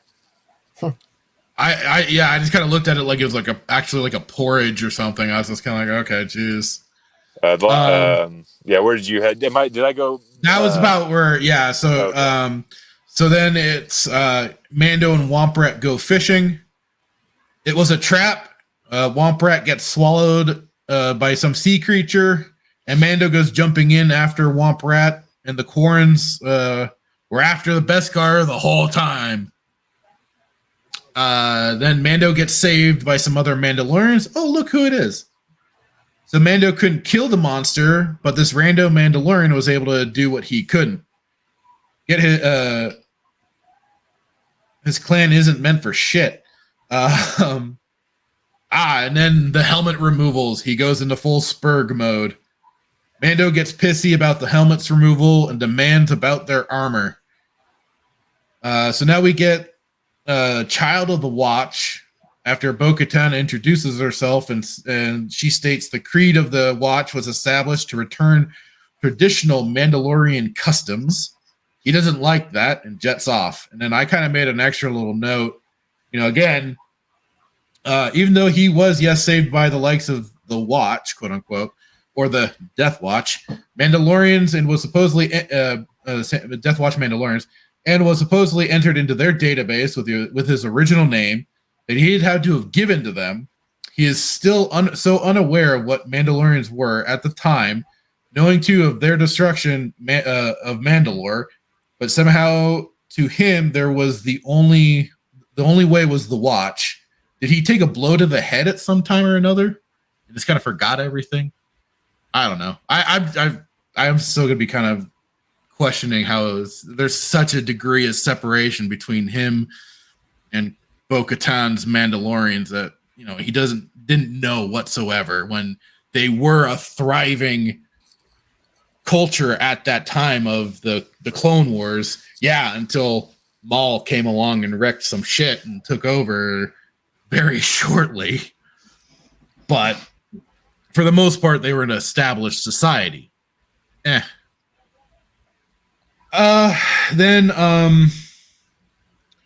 Mando, after watching Bo-Katan and her crew blow up the sailing ship, he is later getting ambushed by some Quarrens. That was the brother of the ship owner. Got some beef there. Mando's again saving the day and kill the Quarrens that were after Mando. Then we basically get right into the plan for this episode, for what's going down. Yeah. So I think I had a little bit more notes that I took, but I'll start here. I said, nasty Womp Rat playing with his food. Stupid 60-year-old child. I was hoping it would have killed him. And then I put the good old don't play with your food line. The saddest attempt at stabbing the octopus ever. Did he even touch it? That looked really, that did come off looking a little weird to me too. Like it, yeah. You could tell he was going to stab it, but it was definitely where you could tell it was a digital creature, so he wasn't actually hitting anything. Yeah, so it was like just hitting air. That or he didn't want to piss PETA off. I don't know, one of the two. Womp Rat looks mad that Dad ruined his fun. Squidface takes Mando to his kind. I said I have a bad feeling about this, and then I was like, yes. Sweet revenge or sweet vengeance. Womp Rat gets eaten. Mando goes in after him. If only. Yeah, I said Filoni's beloved Death Watch to the rescue, rescuing Mando's. That was rescuing Mando. I was like, I said rescuing Mando's Mando ass. I was trying to be funny there, but that came out weird. Anyways, such a touchy moment between Womp Rat, Mando, and Death Watch. Excuse me while I go throw up. Helmets are removed, and it's on like Donkey Kong. Mando not having it, calling them out for not being Mandalorian. So incredibly pumped. Bo-Katan has been introduced. Not really. Death Watch, Child of the Watch. Mando isn't going to stand by and watch this. I have a bad feeling about this part 2. Squidward's family is out for ink. I mean blood. Thank goodness for Death Watch. Bo-Katan, but Bo-Katan wants more than a drink. ... And then this scene was irritating. I was like, did you just slurp a living worm? You nasty. The fakest eating scene ever. Oh yeah, I remember that. I thought that was a little unnecessary. I'm like, okay. I was like, what? And then I put a Bo-Katan agrees to help by getting help ? And then I put ha ha ha. I haven't heard that Stormtrooper shooting joke before. So like I pointed out, Mando states that the planet Mandalore is now apparently cursed planet by the Empire to ensure no one ever goes back there. This must be what we are going to get into for season 3, because that's also what got alluded to in Book of Boba Fett. If he wants to retain his honor of the Death Watch Mandalorian, he's gonna have to get baptized in the waters of Mandalore or whatever. So I'm gonna guess hot or something. So I'm gonna guess that with that in mind, that was some of that little extra setup for what they're gonna be going into. Do you think it's gonna be connected? I think so, because I mean they were hinting at it when he ran back into the armor and Big McLarge Huge Mandalorian when they in those couple episodes. Oh yeah, Tarzisla or whatever it was. Yeah, so I'm gonna guess they're gonna be revisiting some of that territory. Then it's Mando telling him his plans to find a Jedi, take Womprat to. While he goes over the plans to take the ship full of Imperial munitions and whatnot, they of course make it clear that there is probably a squad on there, and of course they couldn't hit the broadside of a bantha. Thanks, Filoni, you twat, for furthering the meme. Yeah. Mando goes to Frog Lady to request her help in watching over Womprat, and he tries to tell the brat to be good and not devour her children in so many words. And then they begin the attack and quickly dispatching of some stormtroopers and comically splatting one on the windshield of the ship. Yeah, with no window wipers. I know, that would have been perfect, right? And knocks him off the rest of the ship.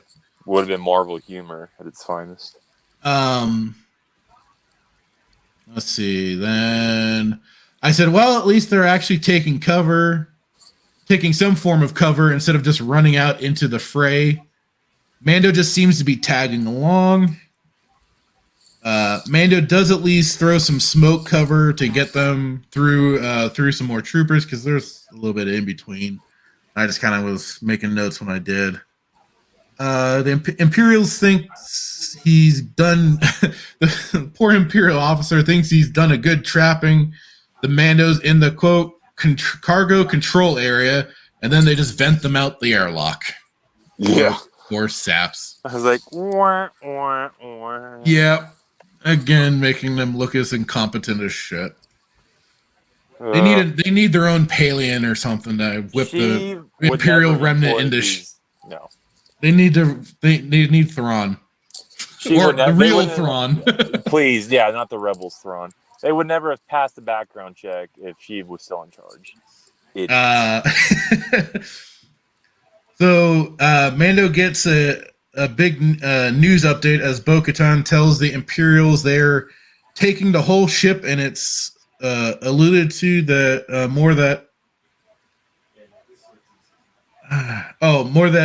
what Bo-Katan is looking for than munitions. We also get some Empire Strikes Back quote as Mando says to Bo-Katan that she is changing the terms of the deal. I saw. Oh, God. Yeah, Mando says to her, "You're changing the terms of the deal," but she only responded with, "This is the way," in a very kind of snarky, mocking sort of way. Yeah, where she's just kind of like har har. The Imperial captain starts to go on a suicide run for the Empire after killing two of his subordinates that were piloting the ship. Mando goes full Leroy Jenkins and runs in holding a couple of bombs as he's blasted off his feet, but throws the grenades forward at the stormtroopers that just don't seem to notice anything at all and just stand there and get blown up. This goes back to the joke that they made in Rebels, isn't it? When they brought Rex, the clone Rex, in, and he's like, "God dang it, you can't see anything," and these blasted helmets, and chucks the helmets at the stormtroopers, of course. Yeah. So I'm guessing this is more of that. Oh.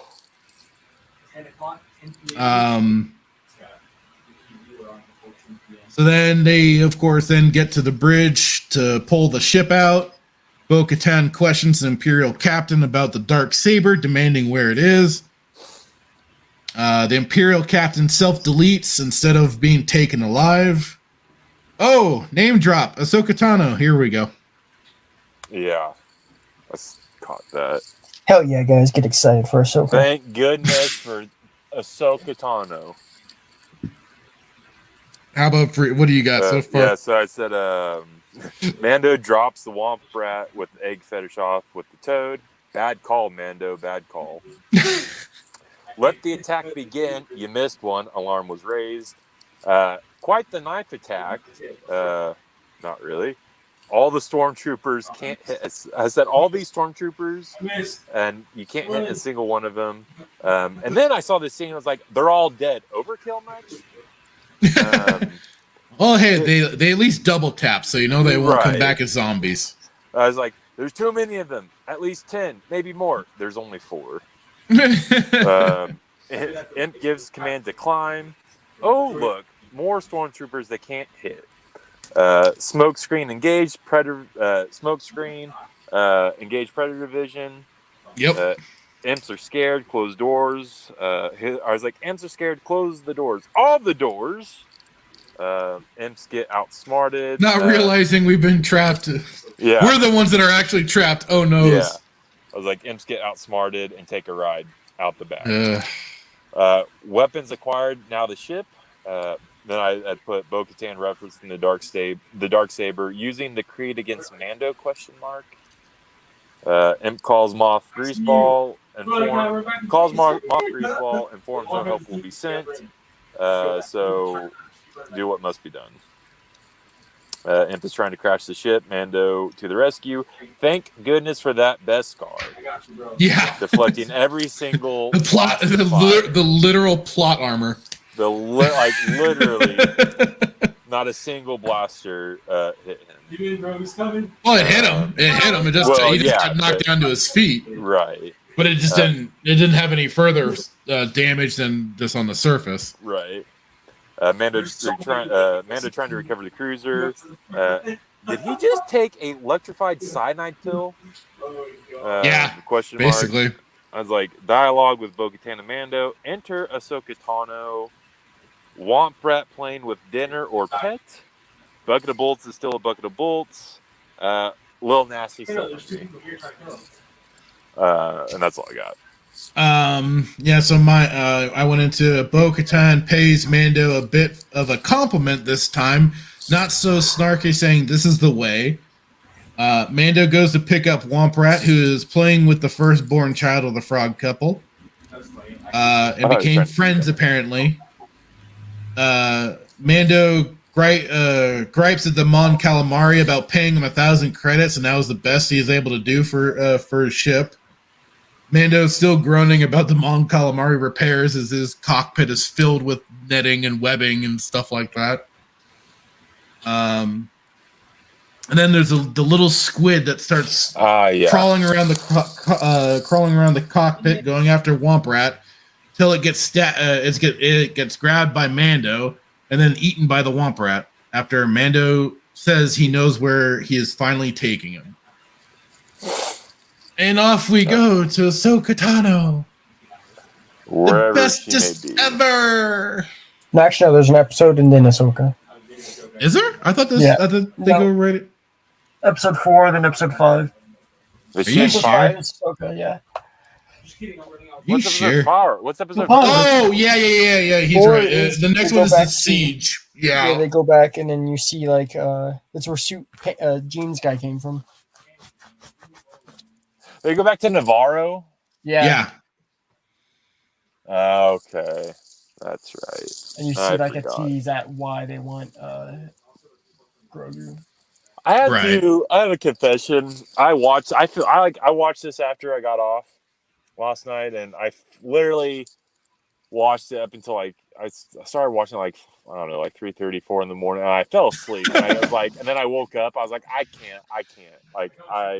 It put me to sleep 4 times. I did the old man snore through the mouth. That's how Did you just recap? No, I went to bed and I had to rewatch it this morning. Oh. I put off watching this episode until this morning. I meant to watch it sooner. No, but... I had all these plans. I was like, you know what? I'm gonna do this while I'm on vacation, so I'm ready, so I don't have to do it Friday night because that's when I usually watch. I make my notes Friday night. I was like, no, I'm on vacation. I want to enjoy my vacation. I don't want to watch this. And then Friday night came and I had to. Yeah, I was rushed to prepare. So.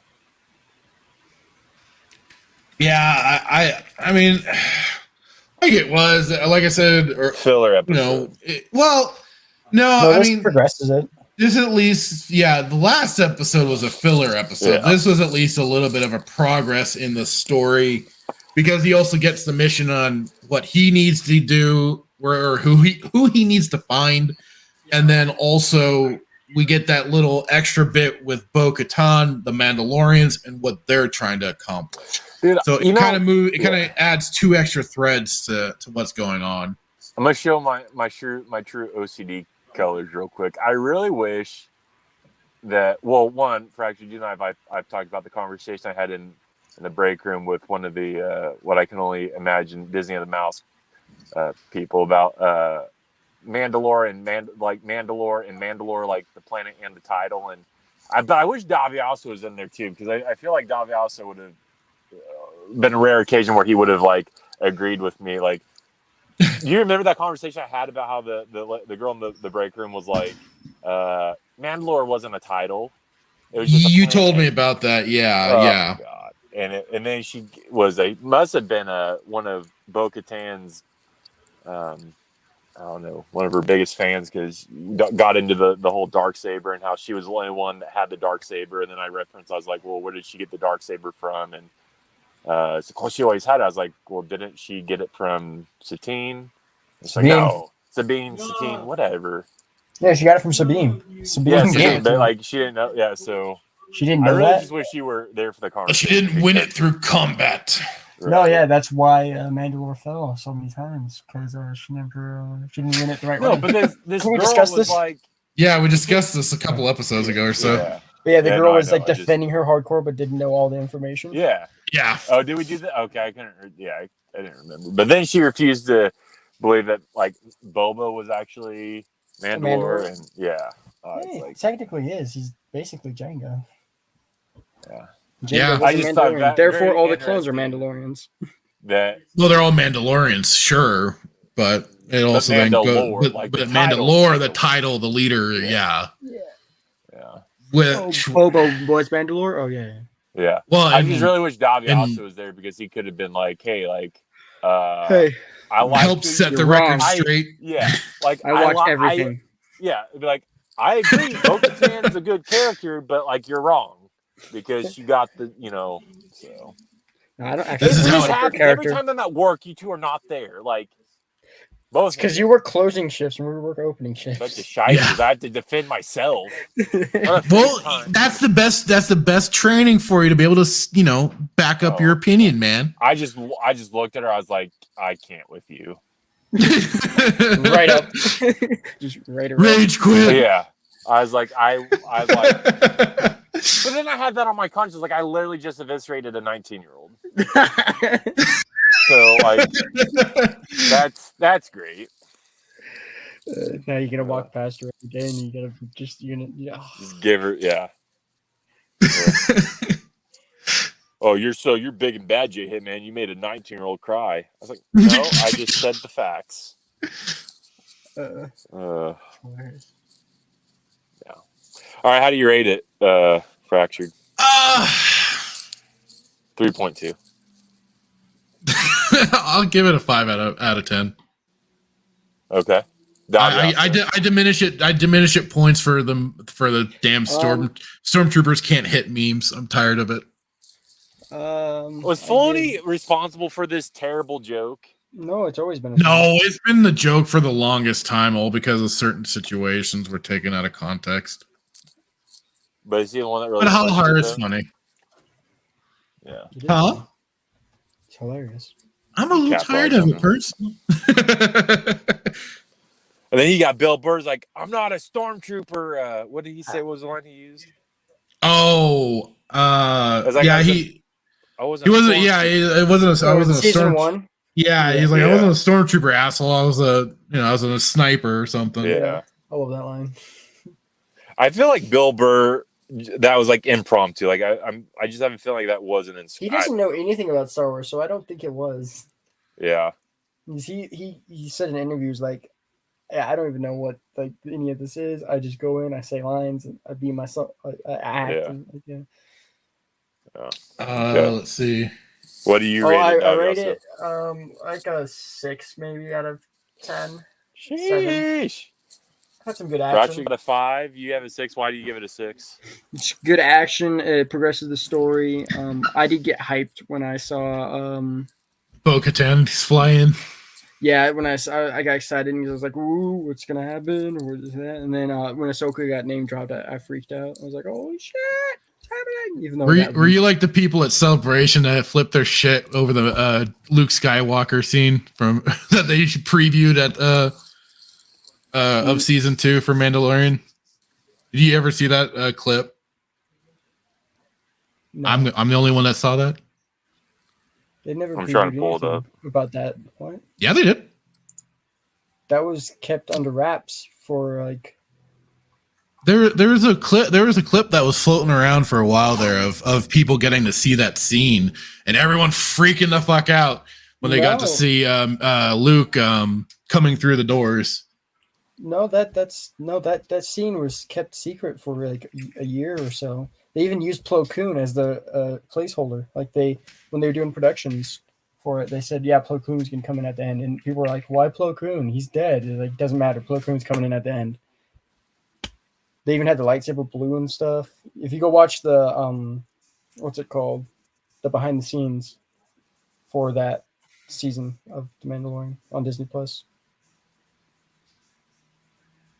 I'm trying to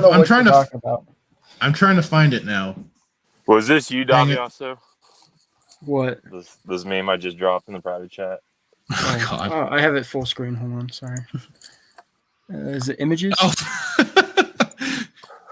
It's the McMahon meme. Yeah. Yes, it was. He's like, Yeah. I'm actually a WWE fan. And I watched that. I haven't watched since the Attitude Era, so I've been totally out of the loop on all the new people. And Yeah. Dude, John Cena's gone, therefore it sucks. I also now. saw another. I saw another. I just fell out There of was it. another thing. It's like Elon Musk. And there was like, yeah, buy WWE and make it turn it back into WWF. Yeah. Somebody had asked Elon. He's not the savior of everything. Good Lord, people. But I mean, that's like it's just The only thing that's been good about him, the only thing that's been good about him buying Twitter is just a Schadenfreude of enjoying people's meltdowns over something that's not going to be as big a deal as they're making it out to be. No.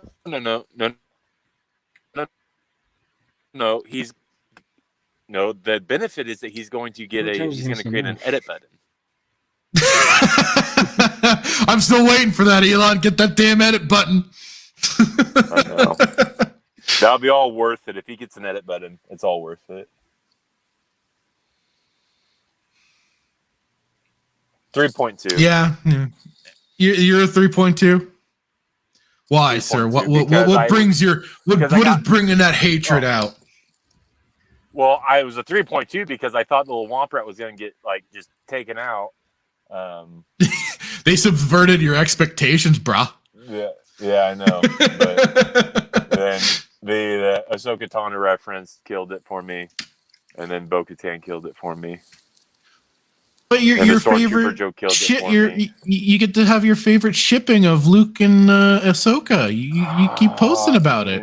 You know.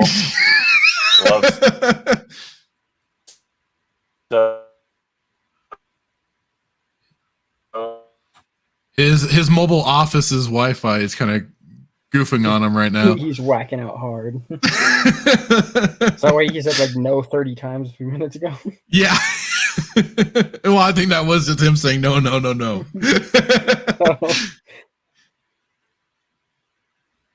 Has he good?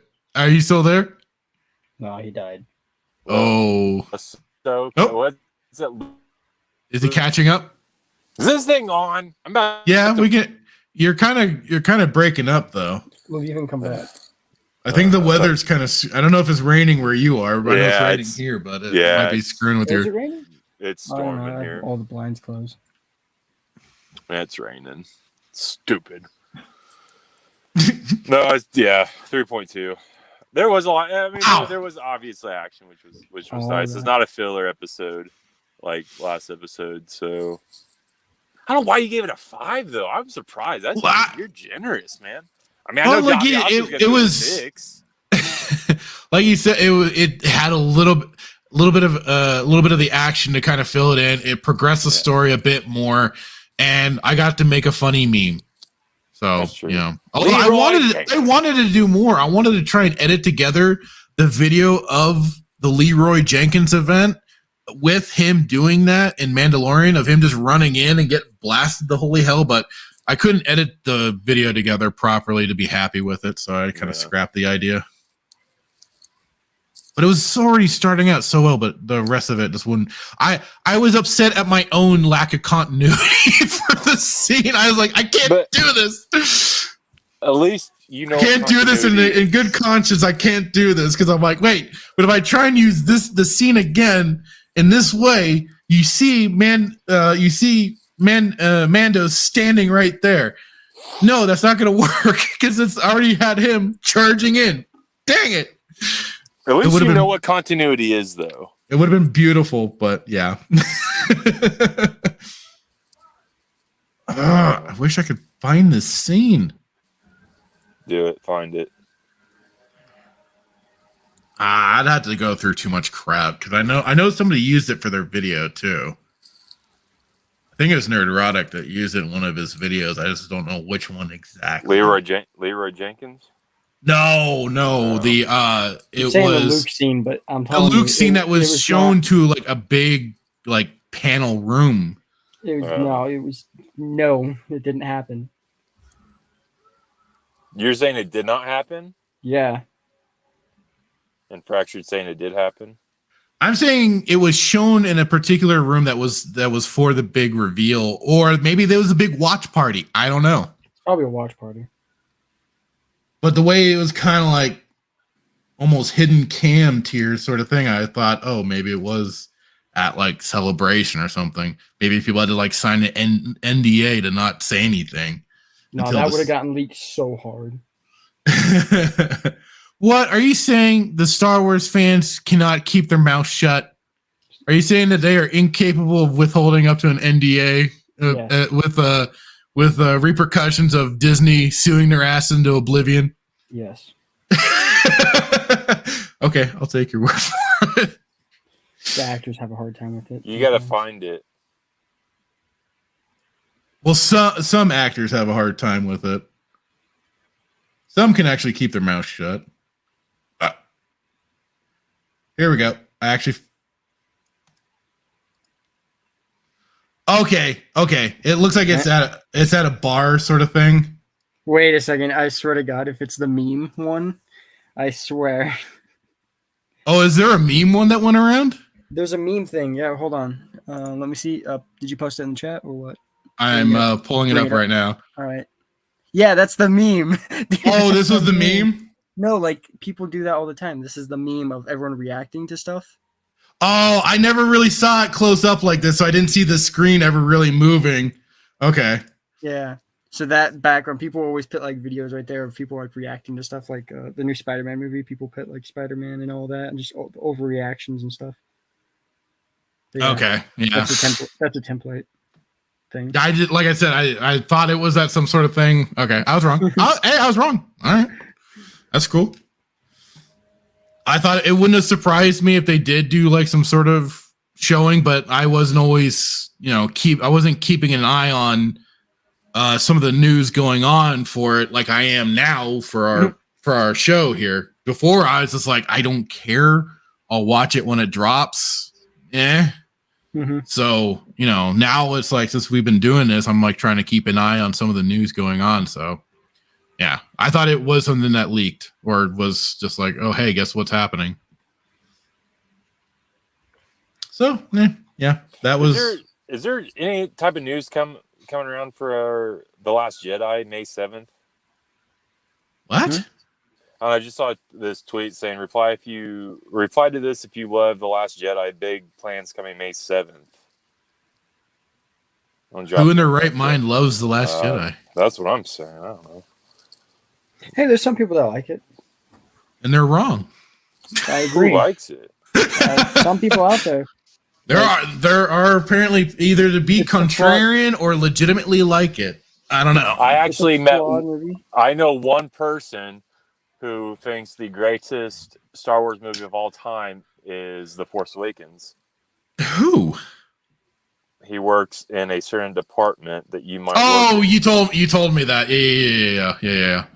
I haven't gotten to talk to him, so to make fun of him.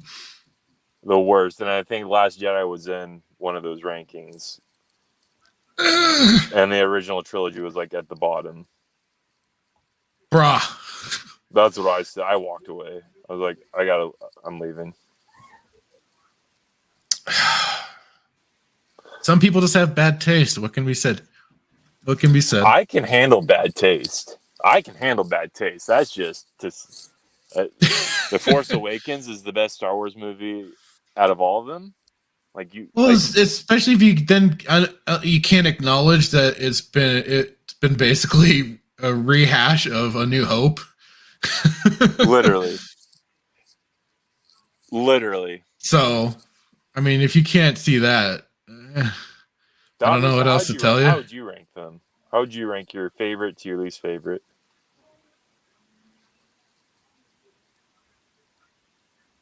Daviasa? Me? You talking to me? Yeah, I was talking to you. Sorry, I was doing something on my phone. I didn't know. You're talking to me? Are you talking to me? My least favorite is The Rise of Skywalker. Palpatine. Okay. And then my most favorite is Revenge of the Sith, obviously. I'll accept. That's good. Very good. Then it goes after Revenge of the Sith. It goes Return of the Jedi.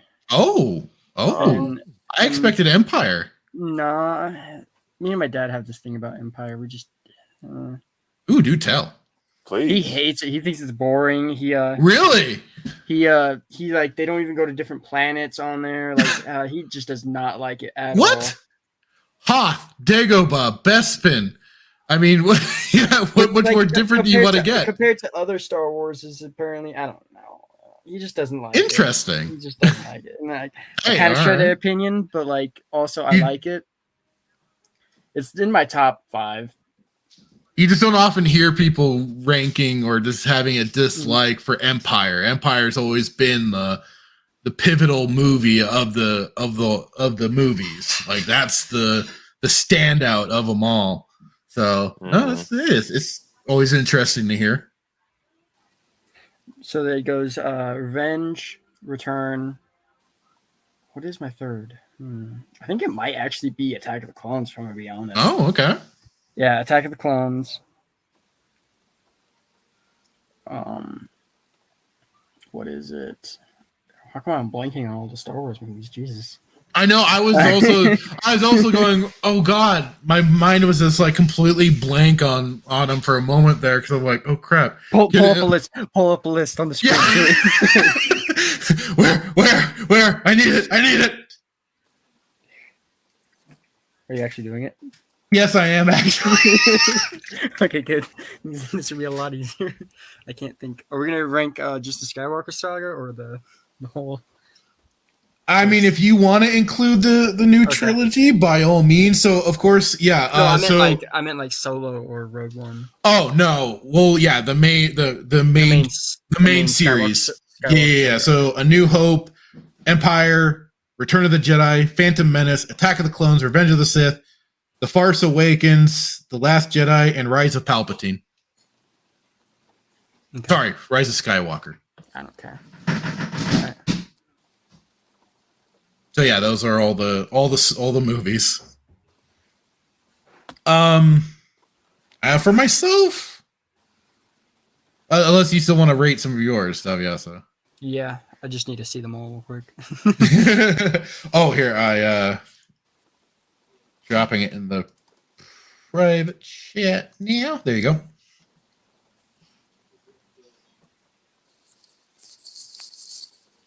Yeah, it's kind of tough sometimes. No, yeah.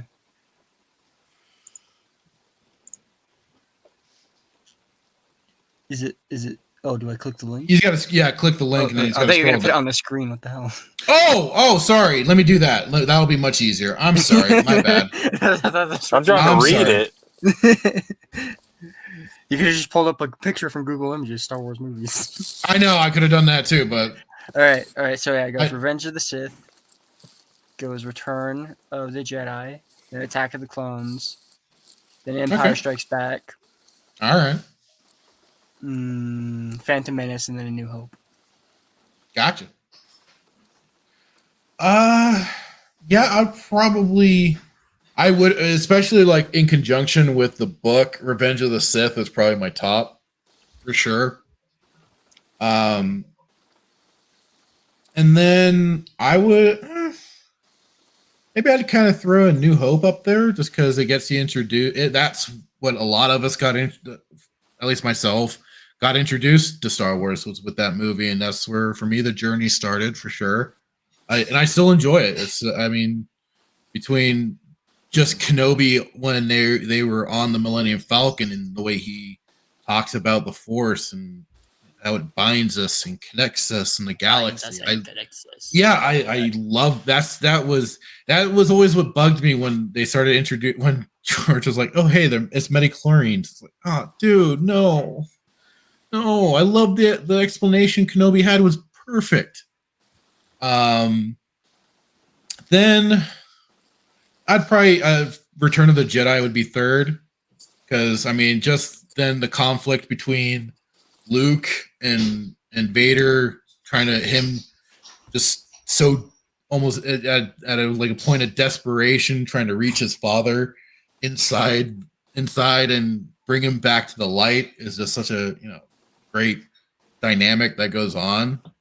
And then the introduction of Sheev, well, the proper introduction, since he only made a cameo, let's say, in Empire Strikes Back.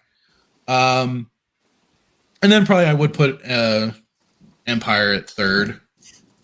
Really? Or fourth. You would put Empire at fourth? I think because of over time it's gotten so overhyped. Yeah.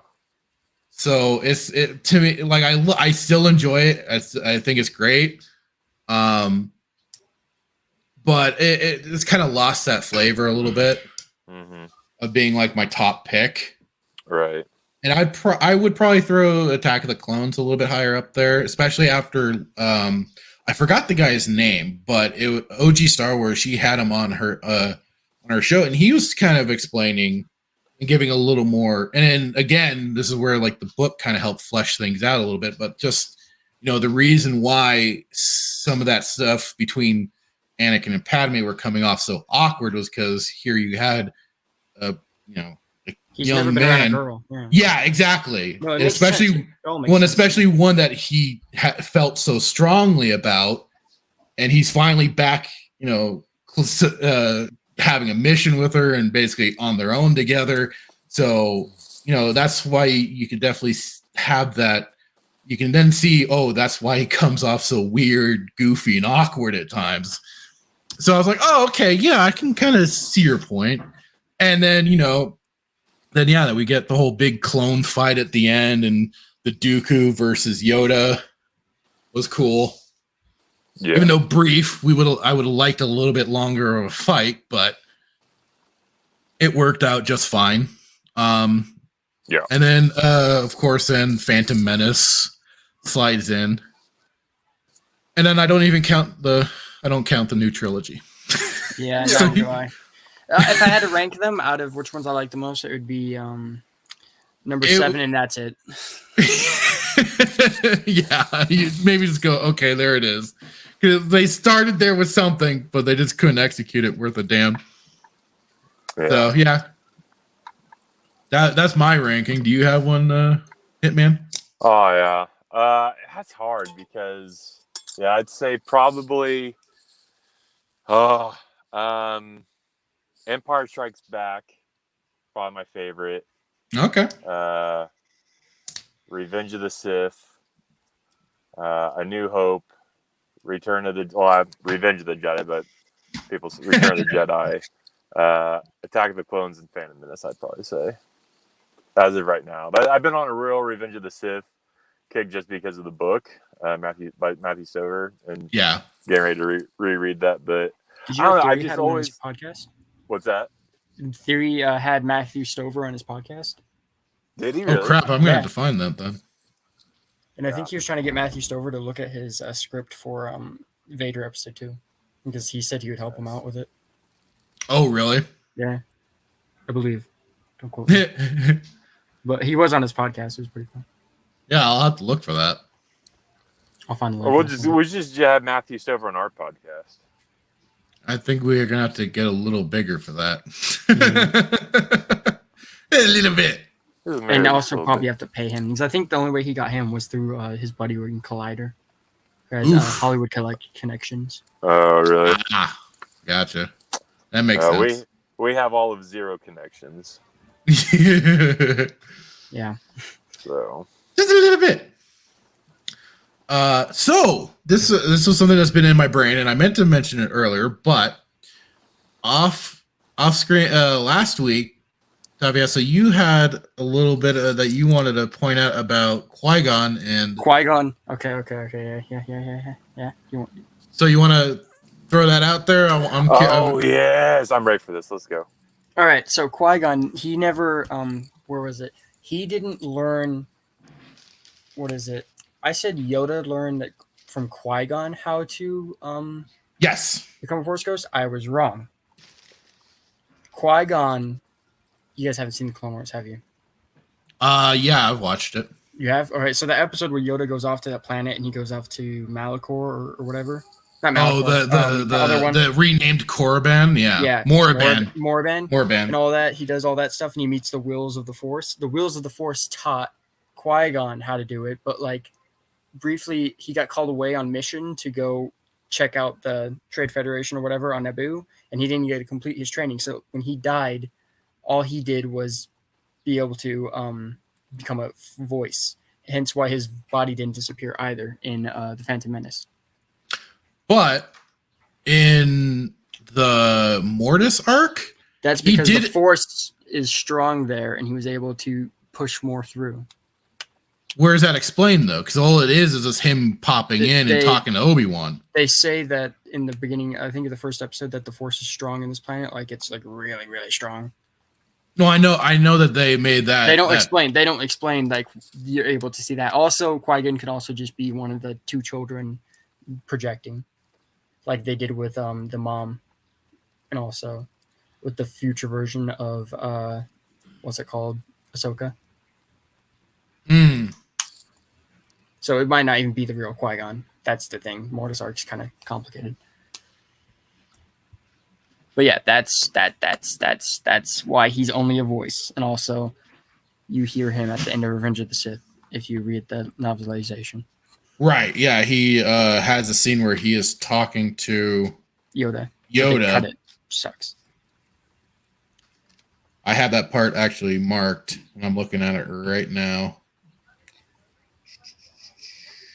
Yeah, it didn't exactly go into whether or not Yoda could actually see him. No, he can only hear him. Yeah, same in the Clone Wars. You can only hear him too in the Clone Wars.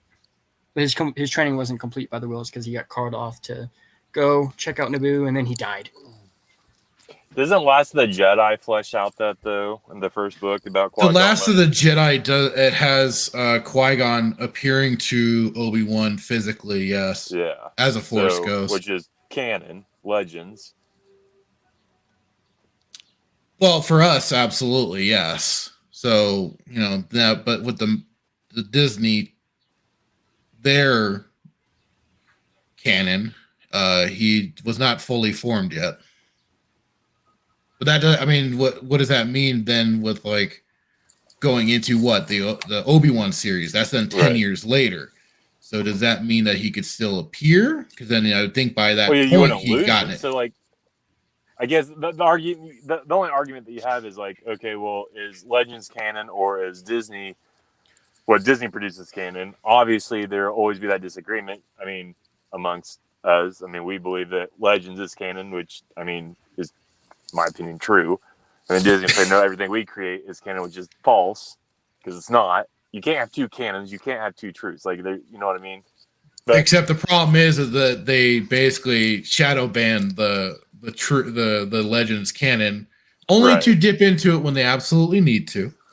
Which is more often than not they do. But the thing is that yes, by all intents and purposes, by everybody else, and Disney included, the people that own Star Wars, their canon is the only canon.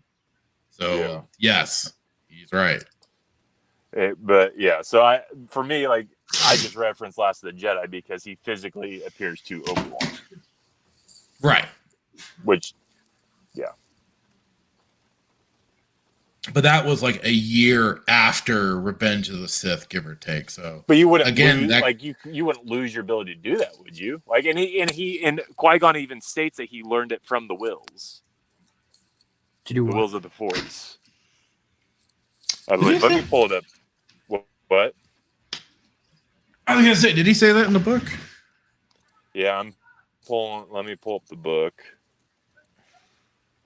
Because I had it highlighted where he specifically. Oh, did you? Yeah, hold on. I'm gonna find it. Because I remember when we had this discussion last episode, I distinctly remember. Let's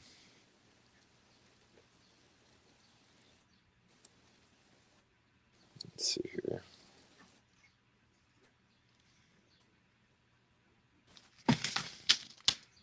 I'm not. Let's see. Because I just kind of end up having a conversation about whether or not he's ready to, because Obi-Wan's still kind of conflicted with everything that's gone on after Revenge of the Sith, and Qui-Gon's just kind of trying to help set his mind at ease and then get him onto this little distraction of a mission to help an old Padawan that left the Jedi a long time ago, Ferris Olin. I'm trying to pull it up. Do you have your book with you? I'm looking at my book right now, yeah.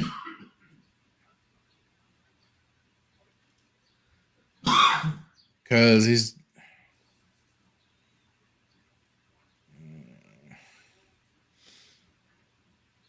Yeah, I'm just not seeing him mention the Wills unless you have... I'm trying. You said he had it bookmarked or at least highlighted. I'm trying to find it. Where? Because he more just kind of talks about, again, the living force. What chapter are you in? Chapter 3, because it's like right at the end of chapter 2 that Qui-Gon starts talking to him and then appears to him. And it mentions, and there the ironic twist of his smile. There was Qui-Gon. He said, Obi-Wan, you said I wasn't ready to begin the training. You aren't, Qui-Gon said, but you do need help. Where did I find it? I'm trying to find my bookmark. Yeah, so like on chapter 3, you're here, Obi-Wan said. The words felt thick in his throat. Okay. He felt a rush of emotions at hearing Qui-Gon again. Obi-Wan had ducked into a vacant building across from the cantina.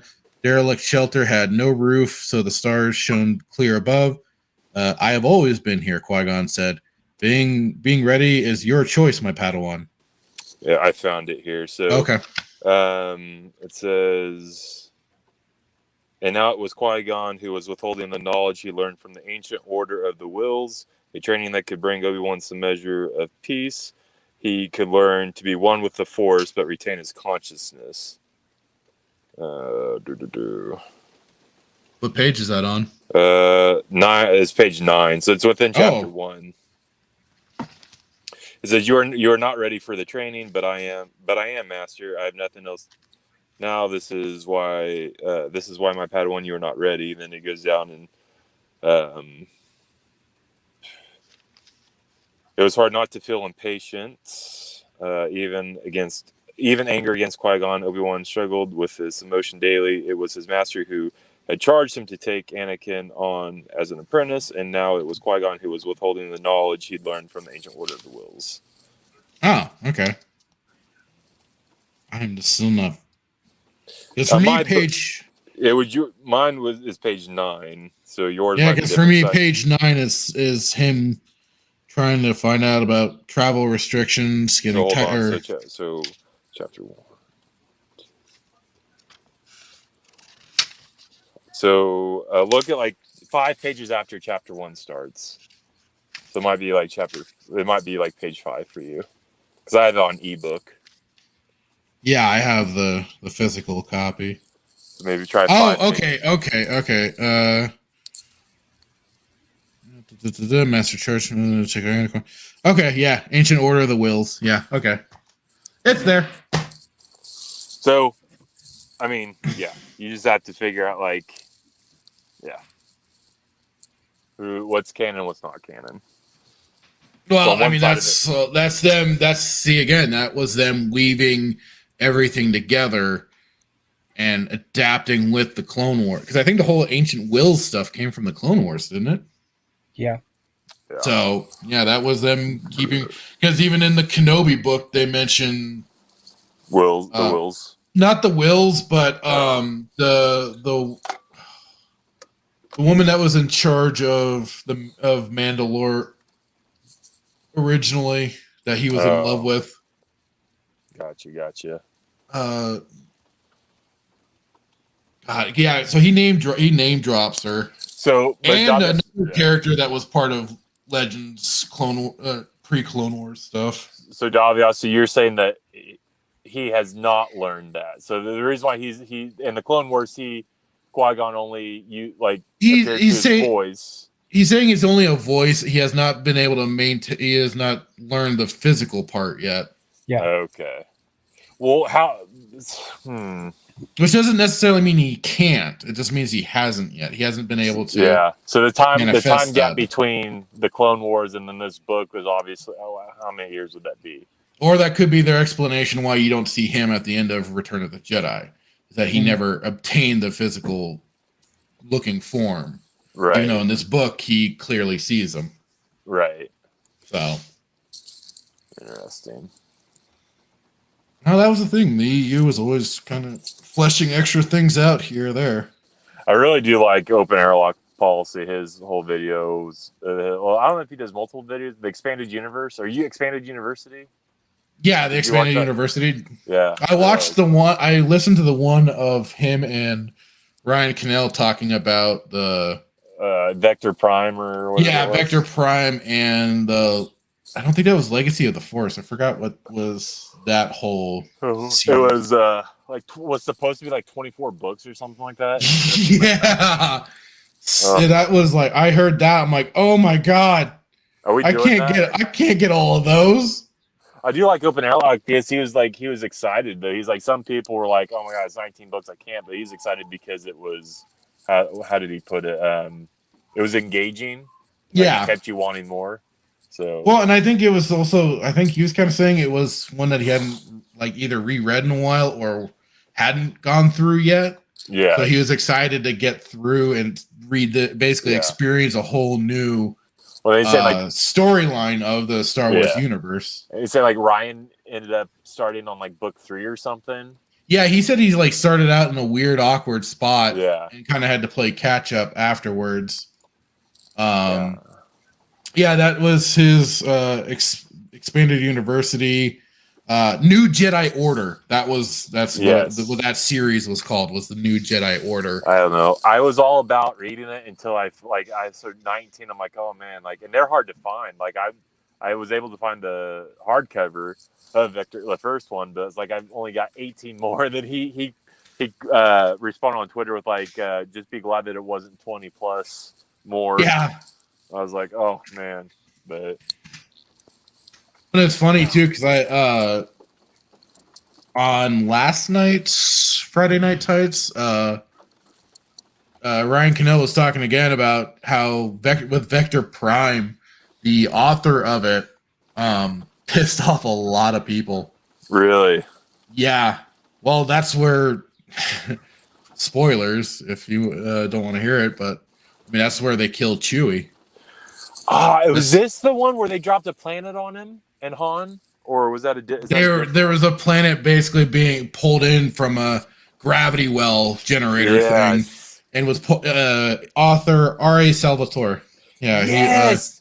Because we had talked about. I mean, it's quite the way to get your your new series kicked off for sure. Is a big death like that. And Chewbacca, it's like damn, because they wanted to really shake things up with this new series and kind of take away some people's plot armor. Except, and George Lucas was insistent that you do not kill Luke.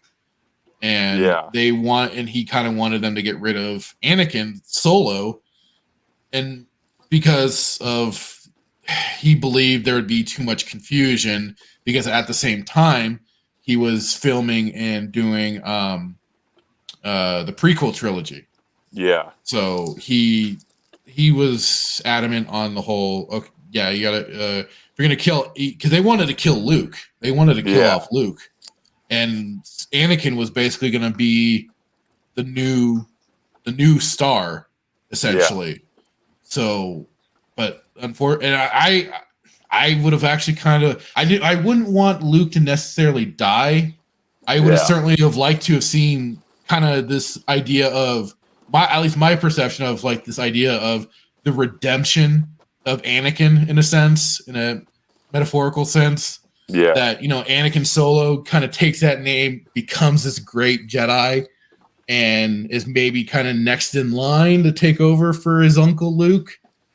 So I think that could have been another route to take, but it didn't work out that way. See, now that's where if I were to get into control of Lucasfilm and the whole thing, I would certainly, and probably to the behest of a lot of EU purists, I would get a lot of flack for it, and I would actually want to go into all the notes for this series and kind of move some things around, maybe. Yeah. But if I was convinced otherwise, I'd keep it the way it was. But I would certainly be very interested in. Oh, he closed himself out. Unfortunate. Maybe one day. You're gonna you should check out some of the expanded universe content. You might like it. Yeah. Yeah.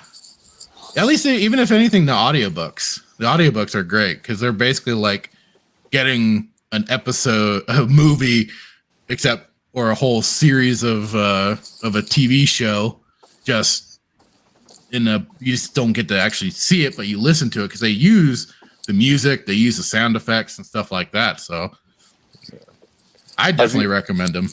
You definitely. I was gonna say to that point, I'm pretty sure that Salvatore, he got death threats because of that book. Well, supposedly. I mean, I don't know. But yeah, I heard like with some of the early celebrations, people were kind of iffy. Yeah. Because fans are fans. They're passionate. You don't kill off Chewie. Kill off anybody else you want. Don't kill off Chewie. Don't crash a planet on Chewie. Make it to where he may have survived. Huh? Make it to where he may have survived, but you don't know. No, they made it pretty definitive he got killed. Yeah. So I'm glad that you referenced that, because I had no idea that this line of books was the line that killed. Like, that's where they really kind of take things into some darker territory. See, that's just it. They get a little dark with these. Well, I think that's pretty crazy. I think that's what OG was referencing, because she posted on. I had posted that I got those books, and I was giving her a shout out. She's like, basically, you're welcome. You're in for a ride. A ride, yeah. Yeah.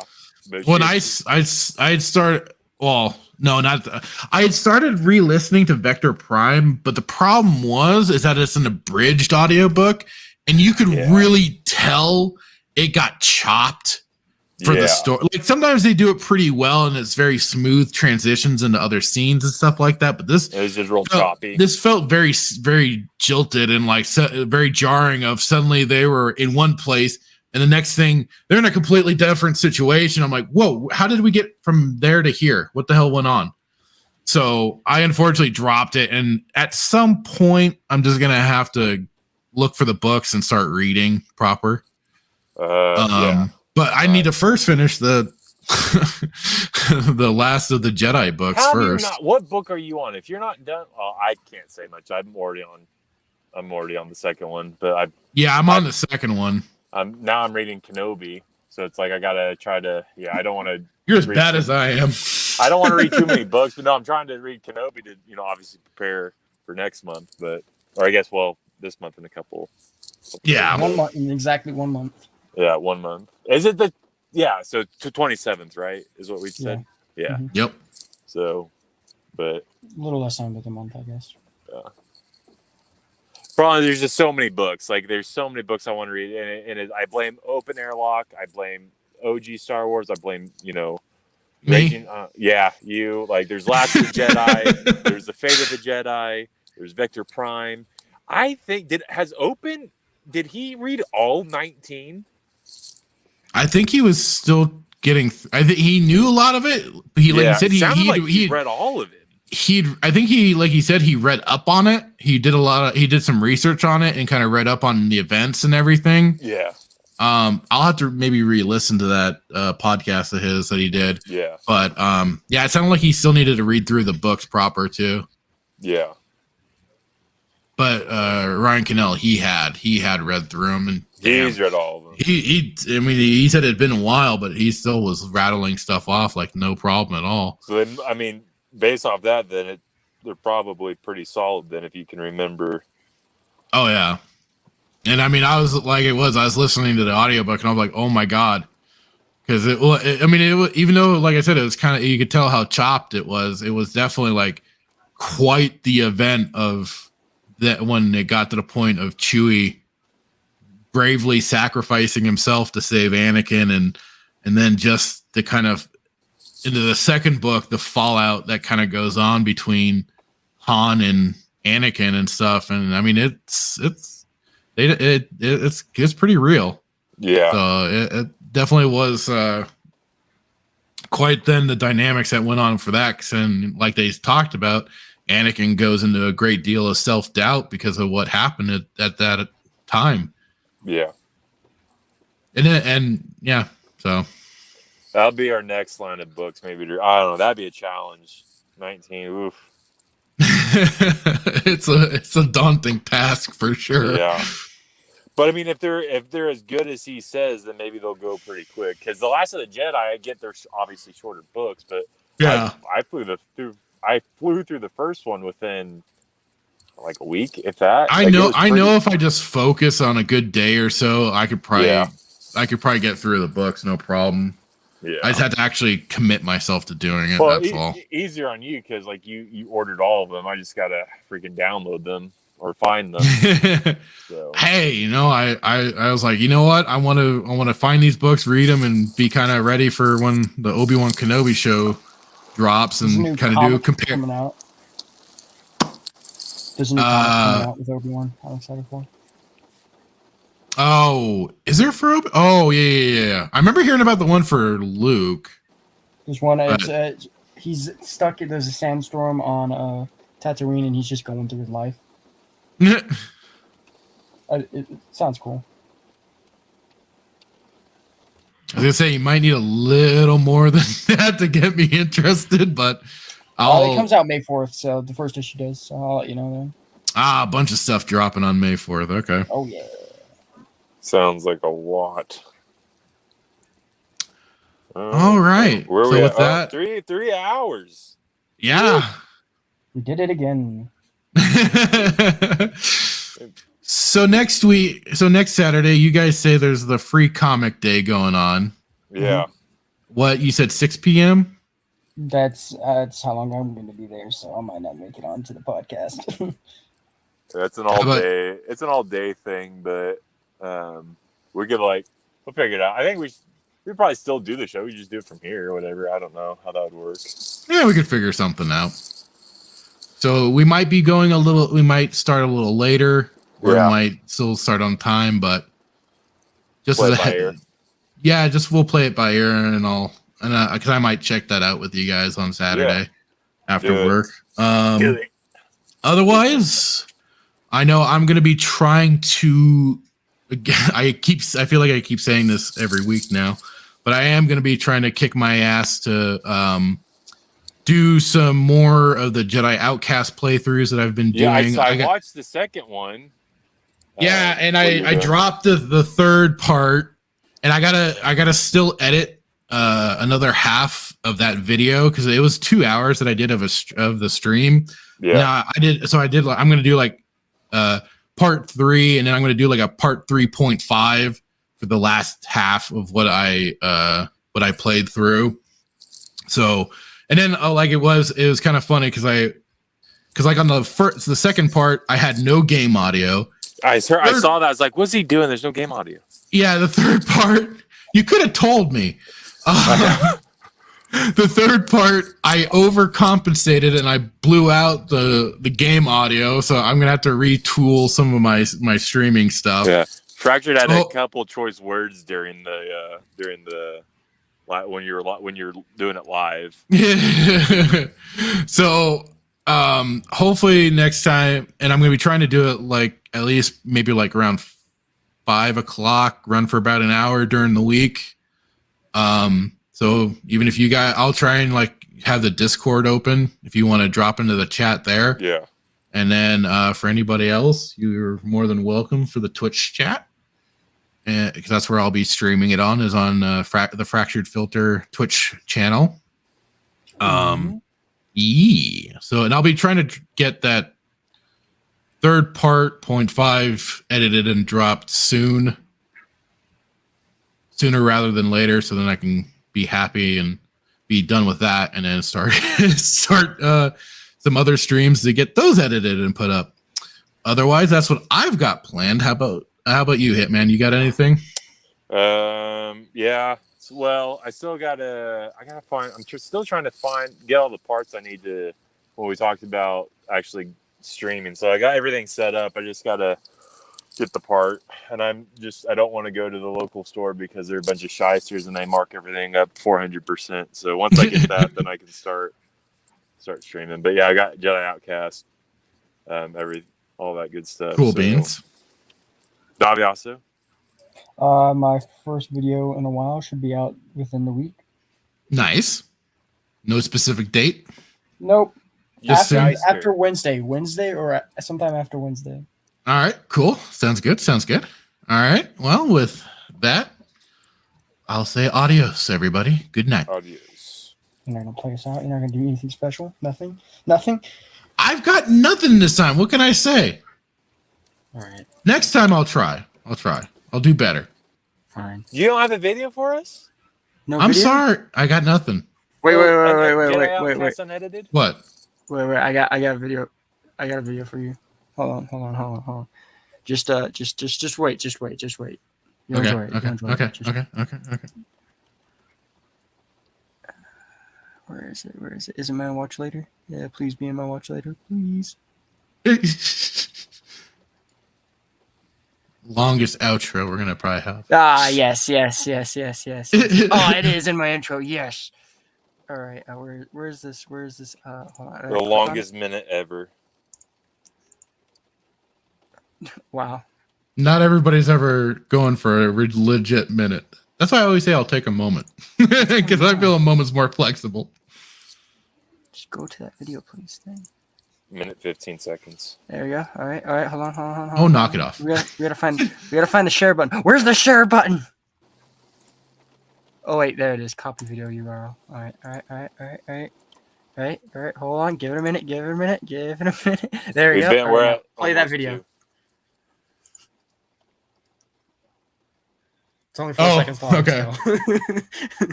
So. All right, now I got to share. All right. Share screen. All right. It's only 4 seconds long, so quickest outro possible. No, dudes, the Empire's pretty chill. Maybe you could, join it or something.